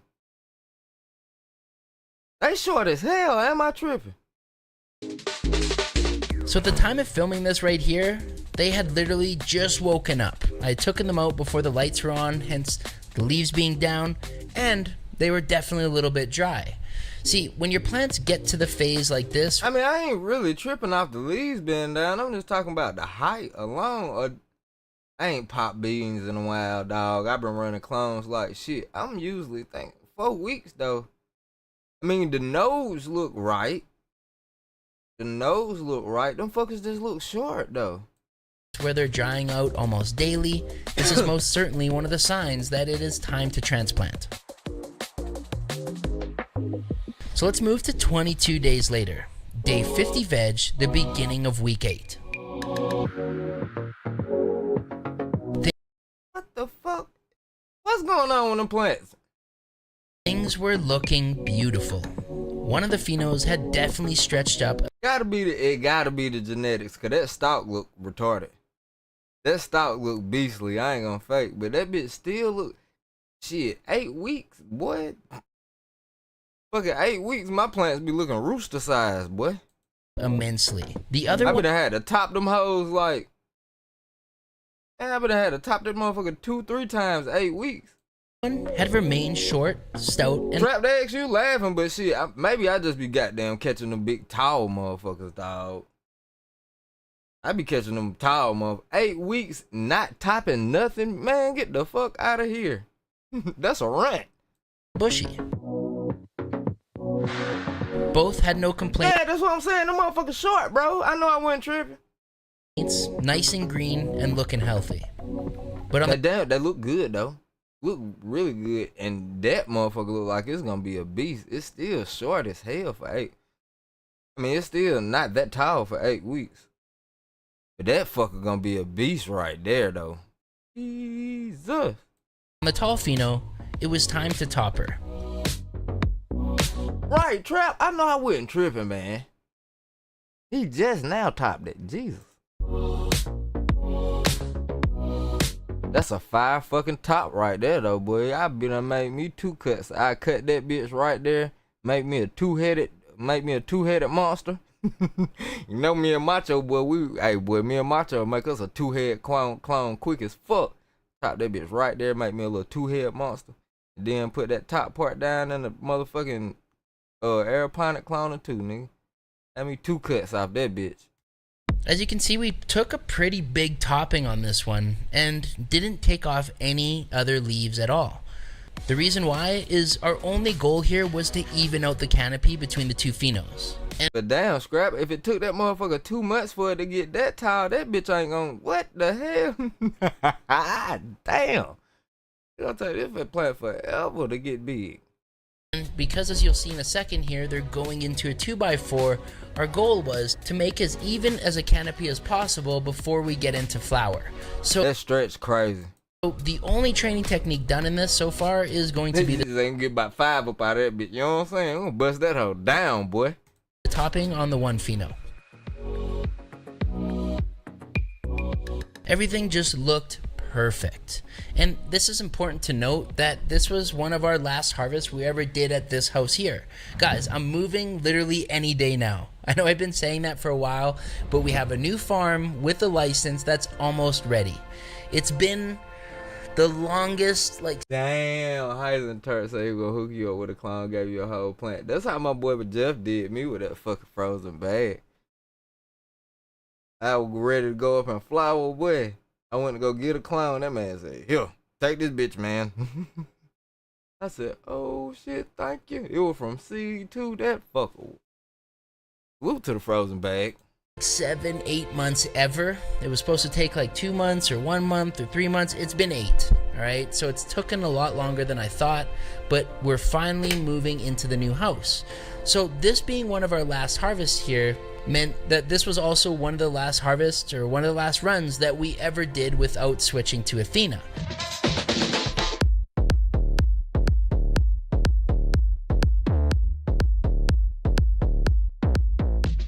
So since this, we've switched all of our nutrients fully to Athena. And really soon I'm going to have a full video describing why. I mean, there's actually quite a few reasons. One of them being that now I have all my products under one roof. My cloning gel, the IPM, and even stuff like tissue culture is all now under one single company, all the nutrition, where I don't now have to go to 3-4 different sources to get everything I need for nutrition, cloning, and IPM.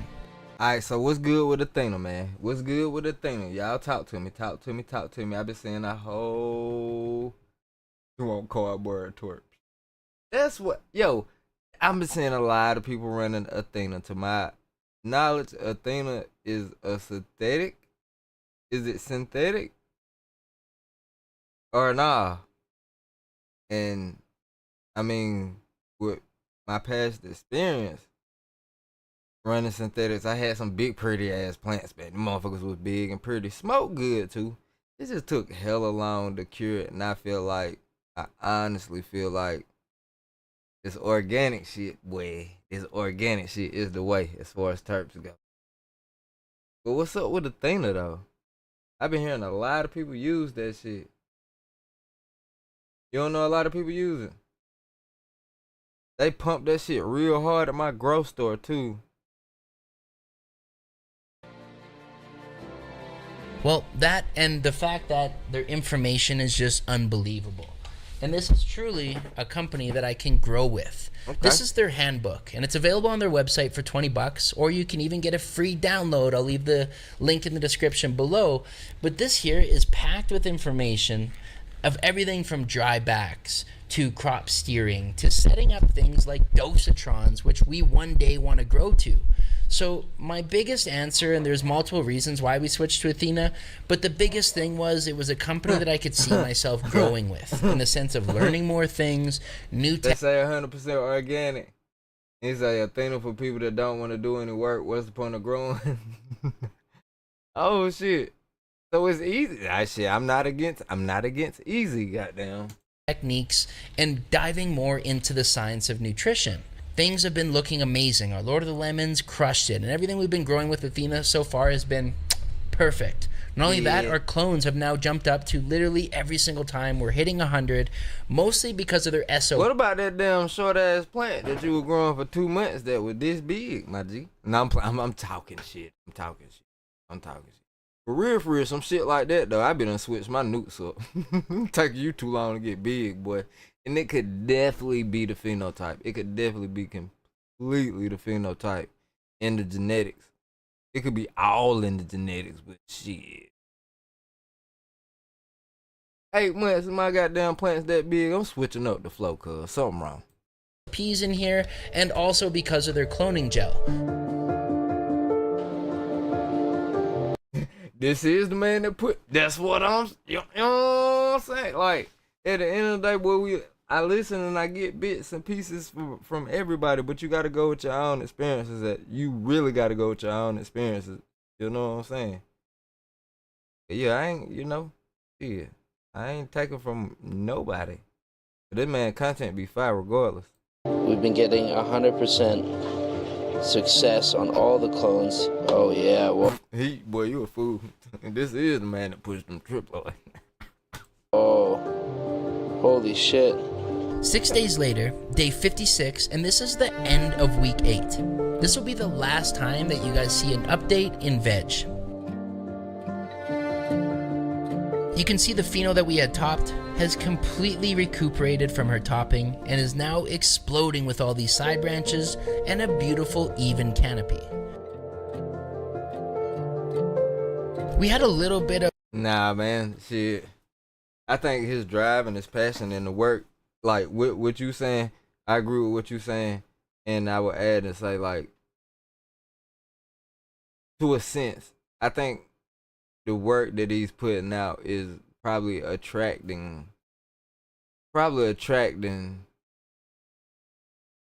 business that people are gonna associate with him because of his platform. Platform dope. Content dope. You know what I'm saying? His interviews are dope. And he can't really control what the people that he bringing on his platform do or release. But people definitely gonna associate him with it once he, you know what I'm saying, invite these people to his platform. So that's kind of the double-edged sword that he dealing with. But still, like you said, his love and his passion for it, you see it, you're gonna want to get to know and encounter these people who putting the work in or putting out product in the business.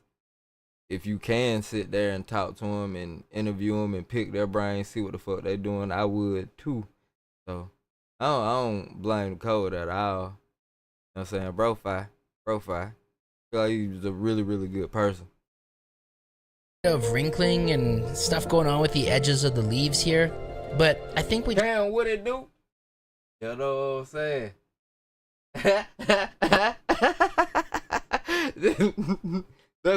That's my point. I mean, I ain't call a copycat no fucking loser, but I know he don't have the best reputation in the community either. You know what I mean? So yeah, that's the point that I was trying to make. Like, did copycat fucking shit with Homeboat and all that, but all of these cats, they've been in the game for a very, very, very long time too. So shit, yeah, that's kind of how it go. Just had a few days of high humidity, a little bit of wind stress right here. Hey, that's the thing, macho. I wasn't gonna even bring copycat in the shit. But when you know, hey, when you know your shit, you know your shit, I guess. And there's nothing really major or any deficiencies. To be honest, all the new top growth is looking perfect, looking healthy, so I got no complaints. The only thing to do from here is let them kick back, do their thing, and get ready to switch to flower really soon.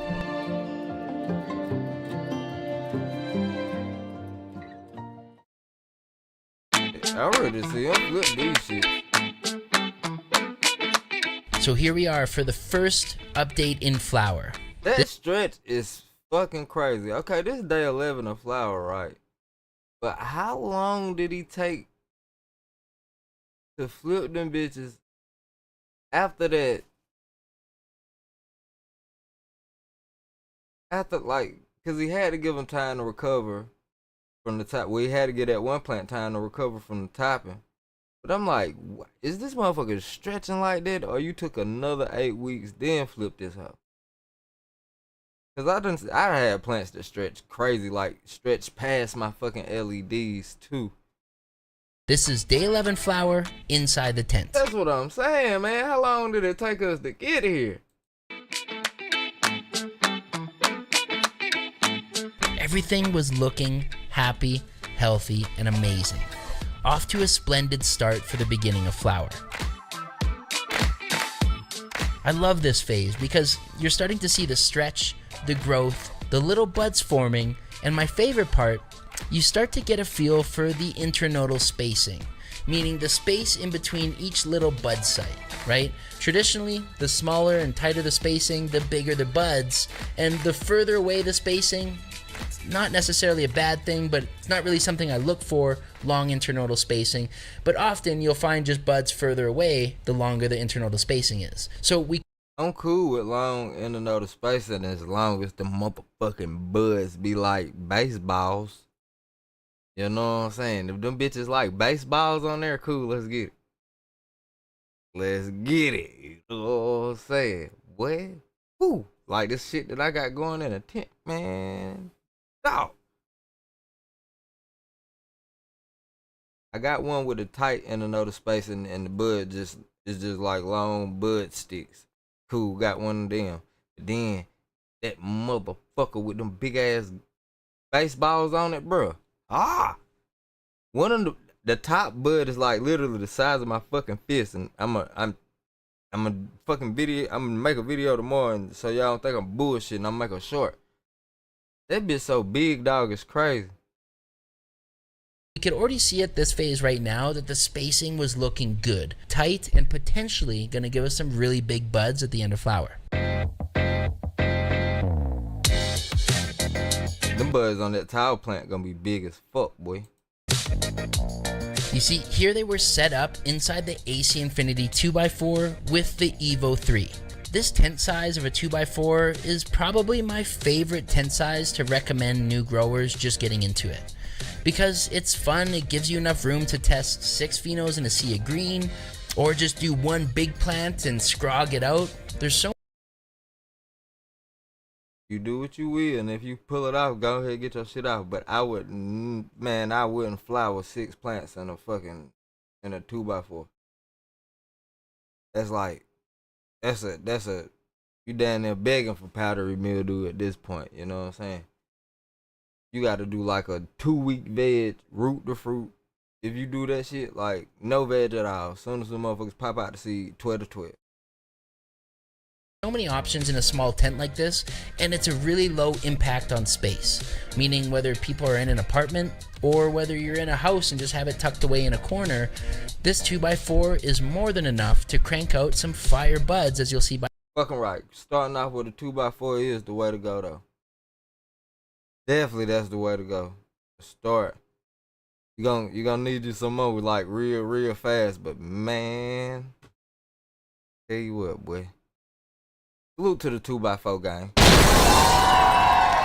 end of this episode. Had one plant, no till, earth bite, 6 cycle, 4x4 with the scrub. We golden. They're the number one. That's a fire little setup right there. That's a fire little setup. I wanted to make me a bed and see if I could run it out like that. I wanted to try to make a bed too. But I kind of think I'll fuck it up. I don't want to invest the extra money to like for an automation system for it. And I feel like if I'm either over or underwater the fuck out of it if I try to do it by hand. But I want me a big ass bed too. One recommendation we have here on the channel now, acinfinity.com. Check them out for everything grow gear, and use code HomeGrowTV to save yourself a nice chunk of change at checkout. Oh man, that's a lot of motherfucking dirt. It is. Damn, so he is, boy. And it really helps support the channel, so thank you to everyone who's been using that code over the last year. Pretty much on a daily basis, or if not at least on a weekly basis, I was hopping in the Pulse dashboard. That'll probably be fine though. It'll probably be easier to manage and, you know what I'm saying, work your way up to a big one. That'll probably be dope to learn. Hell yeah, start a little 3x3 jump to learn how to fuck with it. You know what I'm saying? Then like, okay, we graduate now. Hell yeah. You see, that little orange thing that's floating there, this is the Pulse Pro. This is what we use to monitor all... Run straight autoflower. That first run I do straight autoflowers in that bitch. Let it go crazy. For garden metrics from seed to harvest and able to keep track Fuck it all the way up. He put autos in that bitch and go crazy. of them for months and months after. And you see, recently Pulse just actually launched a brand new version of their Pulse monitors. This right here is the Pulse Zero, and now officially the cheapest and easiest to access tool to get into the Pulse universe. At only $129, this is now going to allow you to connect in and track your garden data all the way from seed to harvest and see it for months after if you so need to. Setting triggers and alarms is extremely easy on any of the Pulse products. You basically let it know when you want it to give you a notification if the lights have accidentally turned on, which has happened to us before. If plants haven't been fed before, which has also happened to us. We now get those alerts live and we can make the adjustments or do the things that we need to do. So yeah, there it is, Pulse rocks. And that's all the data and charts that you see here throughout the episode. Links down in the description below, but let's get back to these plants.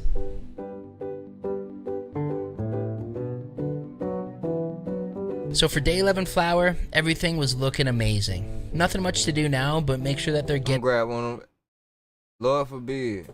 If shit start going left in my garden and I cannot figure shit out, I definitely grab one of them shits. Hit on their scheduled feedings, which at this point was every second day for about 1.5 liters. Soon that'll be increasing, but time to let them kick back, do their thing, and we'll check back later in flower. Earth box. Here we are for day 24 flower, week 4, in the studio for a little bud checkup.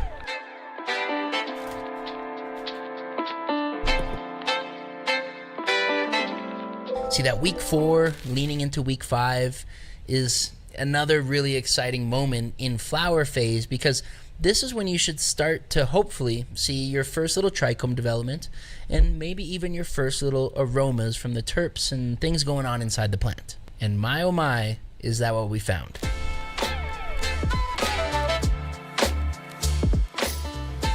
The kerosene crashes were not only budding up and doing their thing and stacking nicely, but they were already producing a nice amount of frost for just week 4 flower. Not only that, but the aromas were already there. It started with this more sherbet, sweet minty.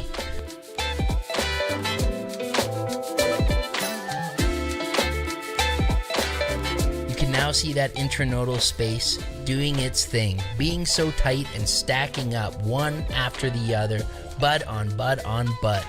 By the end of flower, my hopes were that this was going to become something magical. Although I was surprised to get more of the sherbet-leaning terps at this phase, this was still something I knew could transform later in flower, and often does. Important to note and see what you get in the middle of flower, but the most important time is obviously late flower and final flower. But just kick back and look at this lady for a second. Wow. She's forming up to be a heavy producer.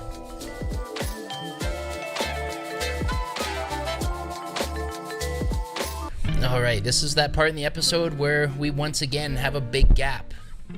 I had literally left a few days after recording this to go to California. In the Emerald Triangle, more specifically starting up in Humboldt for the Humboldt Seed Company's Mega Pheno Hunt.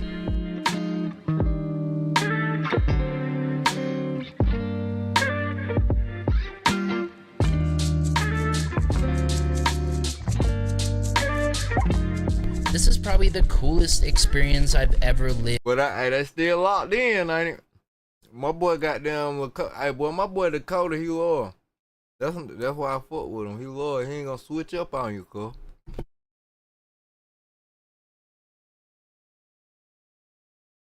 Lived as a grower or as a hunter, I guess. Like, it was unreal getting to hang out with Jorge Cervantes, Ed Rosenthal, the breeders from Humboldt themselves, Ben Nat, and the team like Hallie, Jasmine, and everyone else just dedicating themselves to hunt through phenos.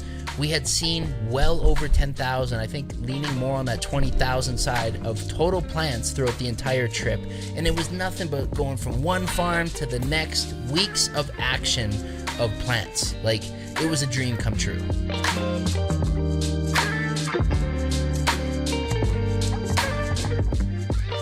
I really hope to go back this year and create a short documentary from the farmers themselves. What could us home growers learn from the legacy growers themselves? Let me know down in the comments below if that's something you guys would like to see this year. But what an experience, and I really hope to show more of it coming up really soon. Or even better yet, I hope to recreate something like it down here in Colombia soon. Hopefully Force goddamn catch up with us and realize what the hell going on. But I was trimming 93 unleaded.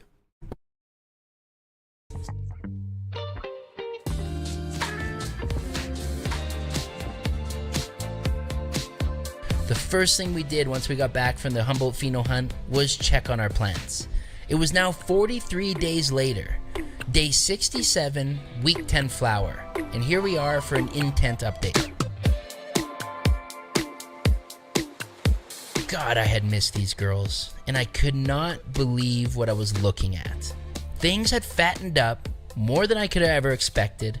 They frosted up far more than I thought, and the stank was ridiculous. It was musky, woody, potent earth. And we'll talk more about the terps once we get them into the studio.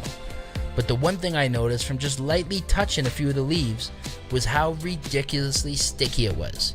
This was probably the most sticky That's that Gorilla Glue coming back. That Gorilla Glue showed up in that one. I'd ever felt a plant in my life. And my thoughts were, if we're getting these terps and we're getting this stick, are we seeing what Dutch Passion had predicted? A Gorilla Glue number 4 leaning crossed with the sherbet. It's pretty fair to say that this Evo 3 inside the 2x4 had done these ladies justice, and there was just non-stop towers of leaning colas everywhere. They were now falling on the tent and all over, and there's probably a good one that would run amazingly in a Scrog setup.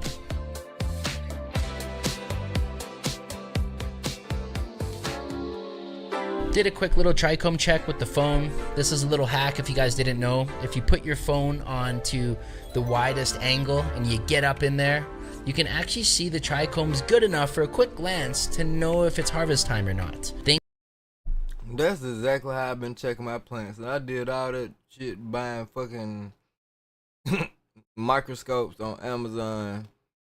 And all you gotta do is just fucking get decent enough lighting and 20x your fucking camera. Things were looking freaking amazing, but I wanted to give them just a few more days. That's exactly what we did.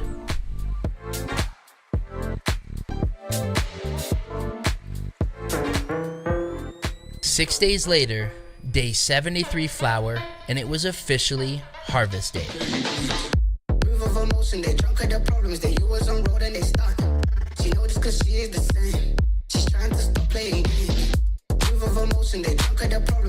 Things were extremely dense.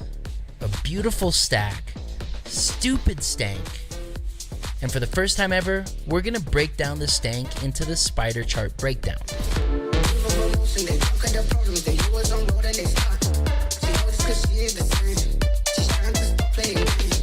The spider chart breakdown was something I also found from the higher book, and I thought it was probably the most accurate, best way to describe an entire terp profile.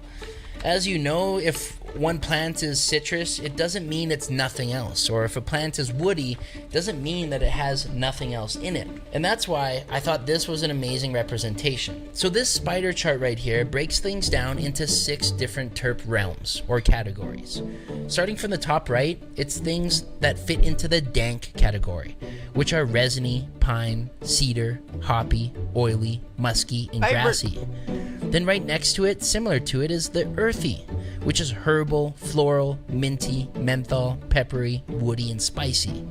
Then you have the pungent section with skunk, gas and diesel, garlic, meat, cat urine, rancid, and cheesy. Then you move into the dessert category, which is sweet, candy, doughy, creamy, vanilla, chocolate, and buttery. Then we have my favorite section, which is the fruity and tropical. That's things like fruit salad, grape, berries, stone fruits, mango, papaya, and melon. I love that section. Then similar to it and in some of the same realm is the citrus, right? Where you have things like lemon, tangerine, marmalade, grapefruit, lemongrass, orange, and lime. So the combination of all of these together is what makes each individual cultivar its own unique thing. Right? If you have something that scores high in the dank, it doesn't mean it'll score 0, in the earthy. This is what we're gonna do. For the first time ever, we're gonna score this kerosene crash using the spider chart. If I had to rank it, I would say it probably scored the highest in the earthy section. It was very, very woody. Yeah, it had some minty in there for sure, but woody, earthy was like a great way to describe it. I would give it 5 out of 5 in this section. In the dank section, I would give it 4 out of 5 because of its cedar, pine, musky type terps, right? It's like that other type of realm that's close to earthy, but those combinations were ridiculous. So a 4 to 5. Oh my god, I'm loving this breakdown because this is exactly how I like break down weed in my head, but I don't have no kind of pictures or scales or diagram, but like in my mind, this how the shit go. On the dank. On the pungent side, that skunky gas diesel, we'd give it a 2 out of 5 because it also had some of that. Then the last thing it scored in would be the desserts for that chocolate back, but so hard to find that potentially you would also score a 2 out of 5 on it, if that. Oh yeah, Trap the X, like as far as combination go, now if I gotta just have one, I'ma just lean, like if I gotta lean towards something that's dominant, that's my favorite shit on a dominant scale. But like if combinations, you never gonna beat like fruit and dank or fruit and pungent. Come on, man. Fruit and dank, fruit and pungent. Come on, you can't beat that shit. Like kinda used to the citrus pungent don't and the citrus dank. This fruity pungent shit, like that shit get crazy. And then when you put a little bit of the little floral with it, like earthy but not necessarily tasting soil or dirty, like the floral, get like a little bit of that floral with the motherfucking fruity and the pungent shit. Man, yeah, that's the shit that I like nowadays.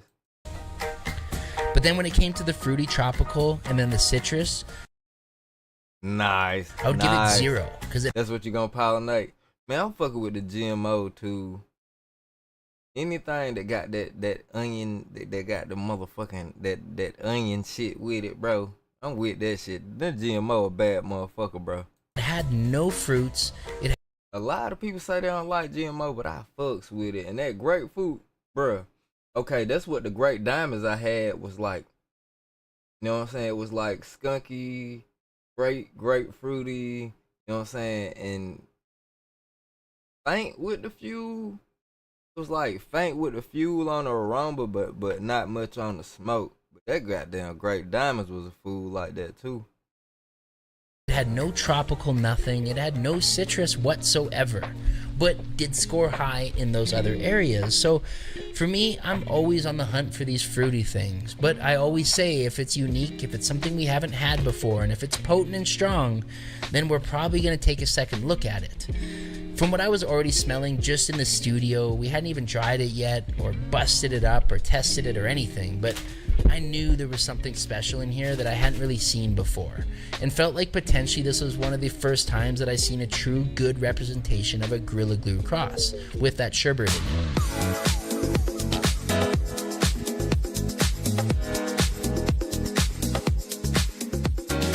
In just a second, we'll show you what it did on the final harvest weight, on the potency check, oh my God, and then most importantly on the post-harvest analysis, where we actually bust it up, test it to take a deeper dive through the terps, effects, and overall thoughts. Overall stunning, and just to see that fade coming in now was so beautiful. And I was just so happy with this overall, with how she looked, how she smelled, and how dense it was. I had a feeling she was just gonna pack on the weight and weigh in pretty strong as well. Just looking at how dense the buds were, how many there were, we could potentially have a record breaker for the 2x4 tent. But before we could even check out the harvest weight, we had to harvest first and do our dry. For this one here, because both plants were so big, instead of chopping them entirely and hanging them upside down, we decided to use the AC Infinity dry rack. This right here has multiple different levels, allowing us to separate phenos and plants into different layers and label each one of the tags.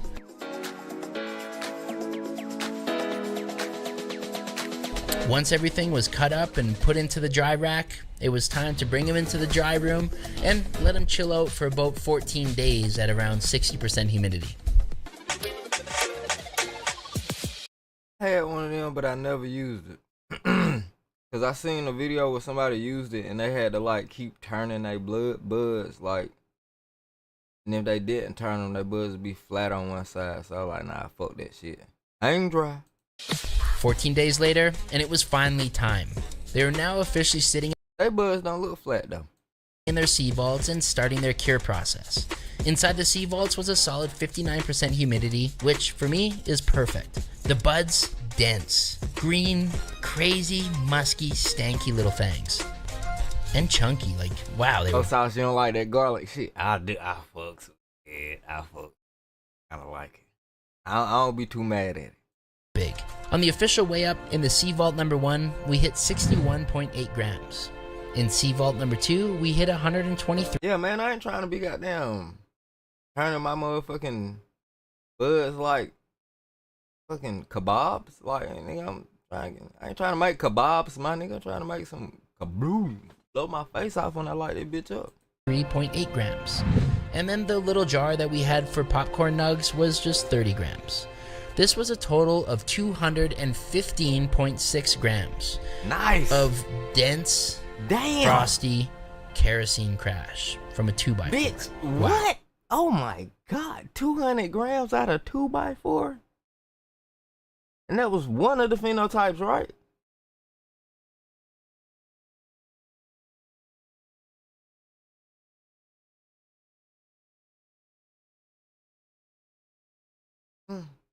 I'm talking all that shit too. God, somebody, I'm talking all that shit. But damn, that's like a fucking a year from seed to harvest though. That shit took a year to get that bitch to get.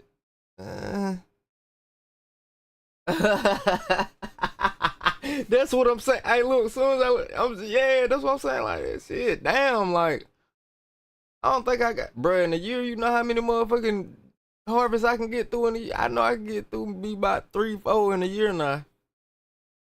If I'm focused, I can lock in about 3-4 harvests in a year, my nigga. Like, hold on, at least 3 minimum. Hell nah. But damn, that weight is really impressive coming out of motherfucking 2x4. I don't give a damn. I think that's only one plant. Is that both plants or one? I think it's another phenotype in that bitch too. Yeah, turnip iron, baby, you goddamn right. I feel like I can get that same production out of a phenotype that grows faster. You know what I'm saying? I've had like that Catalina wine mix I had. That bitch was a weed dumper too. He ain't do nothing but dump fucking weed. It ain't take no goddamn year to do it either.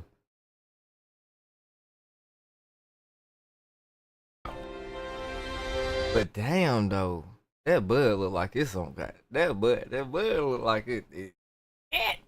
That bud look like it's on that though. I did the calculation of gram per watt, although we never once had the Evo 3 turn to 100%. Yeah, the calculation of gram per watt per month though. Per month though. Throughout the entire grow, the Evo 3 was only set to 70 to 80% and was more than enough. And with that being said, this produced 0.8 grams per watt and was most certainly one of the best producers we've ever had in the 2x4. I think they were both plants. Together, G. Next up was time to check the potency. As of recently, they were both plants together, G. We've been using this little Purple Pro tester at home for pretty much. It still ain't bad. That ain't bad. I was thinking like one plant, but if that was just one of them phenotypes that dumped 200 and he still had another one, yeah, I was gonna be like, yeah, fucking do your thing, Dakota. I finna snap the fuck out, but yeah, that's shit. I mean, that's what you shoot for around about that. Much all of our cannabinoid tests. It sucks, but our laboratory here just recently closed, meaning I don't have a place to send my samples anymore for full terpene analysis and cannabinoid breakdown, but this thing here has been a lifesaver because I can instantly check it at home.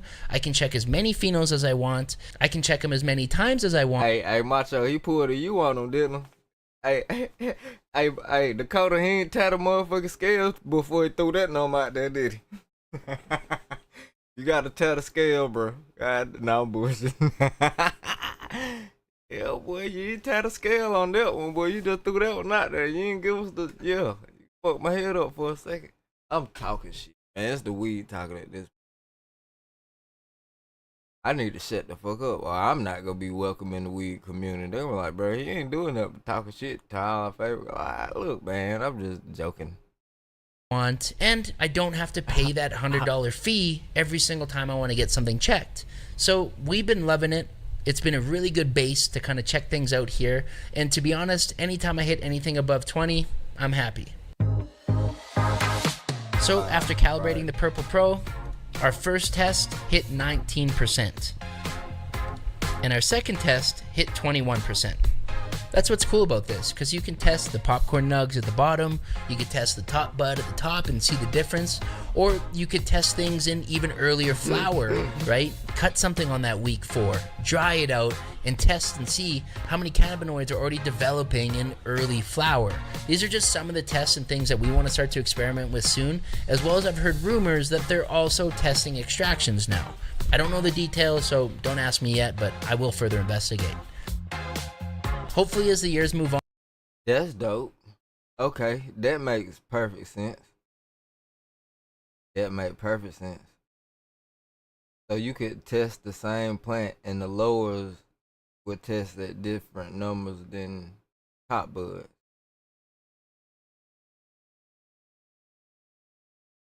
Makes sense. On these pieces of technology become cheaper, more readily available, and even more diverse. How cool would it be to be able to test all your terpenes at home and know exactly why it's smelling like it is? Hopefully technology catches up soon. But now that we had everything tested and checked on the potency and things were now curing, it was officially time to whip it out for its first little test. Which, what better person and what better place than on a podcast here in Colombia with Eric Nugshots himself, the creator of the Higher book. Hey. We were on a podcast and I decided, you know what, that's the strain I'm going to be bringing out for this podcast. Thank God we didn't whip it out until the end because, man, it was strong. Well, we got some kerosene crash from Dutch. Man, and he putting in that work. That way out there in the field with it too, G. And I got the munchies. They got some motherfucking oranges and some lemons on the table. Man, I got the munchies like, bring me a plate, bro. And yeah, one of them plants behind you, G. Passion up in here, homegrown. And I figured we'd roll up a little doobie as I hit some of these Instagram questions. And it seemed like Eric really liked the terps. Look at that. Heck yeah, bro. It smells amazing. So I gotta say, it felt pretty cool, and I was impressed the fact that Eric liked it. I mean, I already knew my thoughts on it and my summary of it, which we'll get to here in a second, but you know you just got a W when Eric likes your buds. So what are my overall thoughts and my overall summary? Before we hop to the post-harvest analysis where we sit down with Mr. Q and myself and we actually take a deep dive into this and roll it up and twist it up in front of you and give you that full experience of the effects, the terps, and everything, I just want to kind of leave you with my overall thoughts of the kerosene crash. This being the most expensive genetic Dutch Passion offers, that was my biggest reason kind of for wanting to test it. You guys had commented quite a few times, is it worth it? The prices are nuts. Honestly, if they were right there in my face, I would. Fuck it. I'd go back for an orange lemon. Fuck it, I'd probably try to eat both of them at the same time. I'm savage, bro. Coming into this, looking to myth bust it in a way. Like, basically kind of disprove it and look for, like, I don't think it's worth it. I'm shocked. I'm totally shocked because out of just 2 beans, we found amazing, amazing gems. It was exactly like what Dutch Passion had predicted as far as it was those Gorilla Glue number 4 terps. It really was, but it did have that sugar coating and structure like almost like from a sherbet. I thought they created an amazing, well-balanced, and really good stable strain here. This kerosene crash, the Gorilla Glue 4 and the sherbet, totally took me by surprise. Again, thinking I was gonna myth bust it and be like, nope, it's not worth it. I honestly think, guys, for a pack of 3 at 30 euros a bean each, you pop just one of these, I think you would already be happy. And the Right now, we about to go get it. We finna go get us a pack of these fuckers this week, bitch. Hold on. I'm gonna get me some kerosene crash at the house for Friday over with if this motherfucking this shit translate right.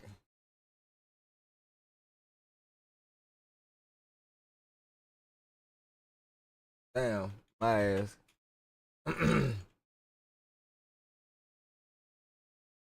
Yeah. Damn it. It was on the screen. How much is that? How much? How much? $32. Shit. Man, who the fuck selling slang? Uh,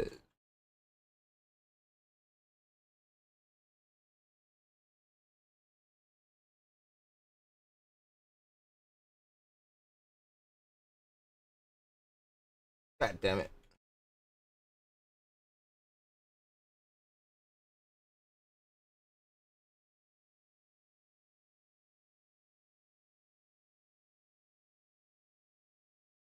Nah, I can't spell kerosene. Not one hand.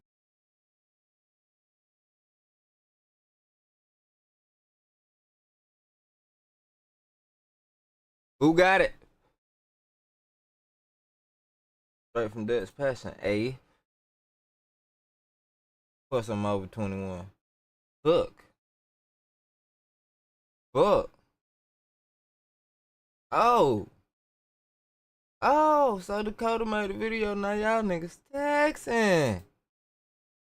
I bet you somebody who else got Dutch Passions?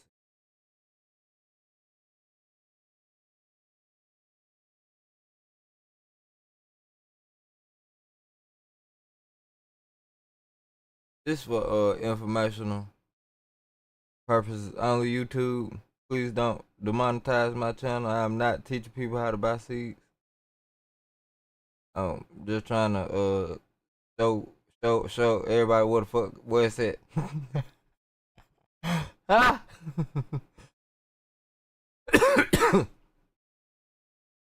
breeders.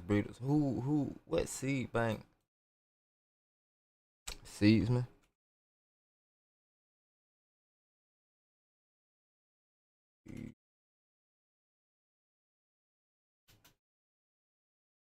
Oop. I know Season got the sheets.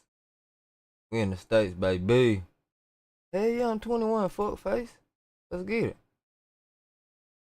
Fucking old as dirt, boy. Better ask about me. Okay. Promotions. How do we get the breeders? Stock products. Breeders and seed banks. Yes, sir. Click on the D.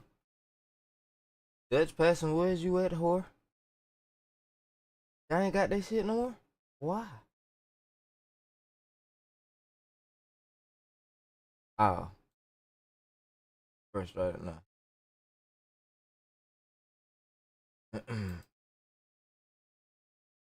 DNA. Yes, Dutch Patch. Right here. Kerosene crash, mother. Damn. It's high as fuck on Dutch Passion, dude. Well, this the auto. This the auto. Damn.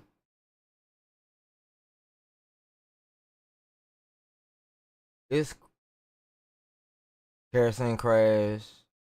Feminized. Bit.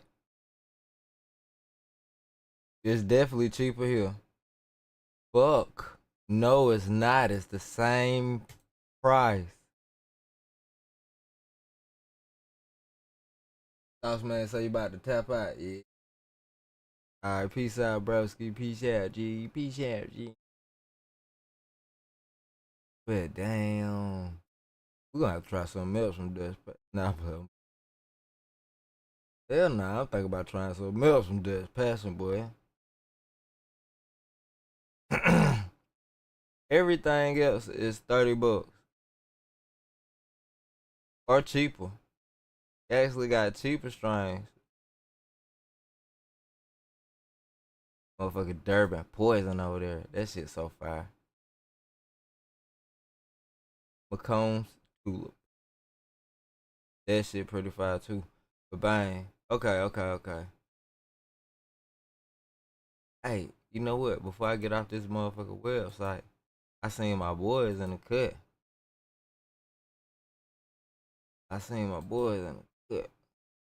Back up, mom. Seen all the exotic in the cut. I want to do that. Got that. I want to do that. Got it. On here still Planet Shirt. Slap Happy. Ben and Gary's. Nice ring sour. Whoa, we're gonna have to check that out. Pop Star. Man, please tell me I got advice here. Please tell me I ain't wait too late and I don't see it. Fuck. I don't see it on here. But yeah, man. Look. That goddamn exotic genetics. I gotta grab some of that shit, bro. One time for the one time. Yikes. Jesus. USA Leak, Terpene Rich. Let's get it, boy. I'm gonna be sitting here looking at beans all night. We get back over this way. The fact that we did a very small pheno test and we seen 2 equal results like this, it shows that they did a lot of really good work with this strain and stabilizing it and testing it, and God, they've clearly created a very popular strain here, and I get it. And even though I don't like these type of terps, or I don't hunt for these type of terps, I should say, I was very, very happy with it. It was something I was going into sometimes even more so than the fruity strains I had kicking around. Especially because it gives you a break from something, oh, you got this fruity, you got this lemon, all of a sudden you got this punch to the face, crazy, woody, earthy, musky, BO almost style terps in it. It was very impressive, and overall, I definitely give it a 2 thumbs up. And would say, Dutch Passion, you did a great job with this one. Didn't know what to expect, but you've created something really nice here. Who's it for? For anyone who's looking to actually try something true in that Gorilla Glue world and that sherbet world. Again, 2 strains that are oh so often copied and faked. Dutch Passion had obviously done the work to go to the source to get the real deal and bring it into this cross. So for anyone living in Europe looking to try something that really originated from the US, this would be one of them, right? Most certainly. And even those living in the US who have never tried a real Gorilla Glue style terp, or who had never seen a nice little sherbet cross, this is definitely one to take a look at. Did I keep a clone? No, I don't necessarily regret it. I think it's a really good sign to see how good each single bean grows. It shows that it was stable. I could go back and find that terp, I feel like, at any moment now by just popping another bean.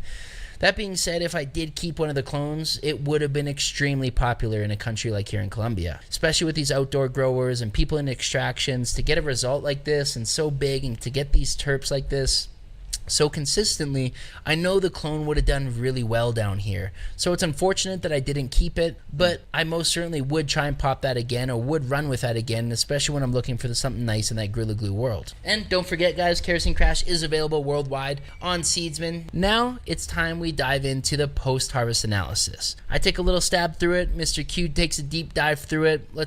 Man, I've seen and heard enough of this motherfucking string. And no damn trimming. But tonight, it's tasting like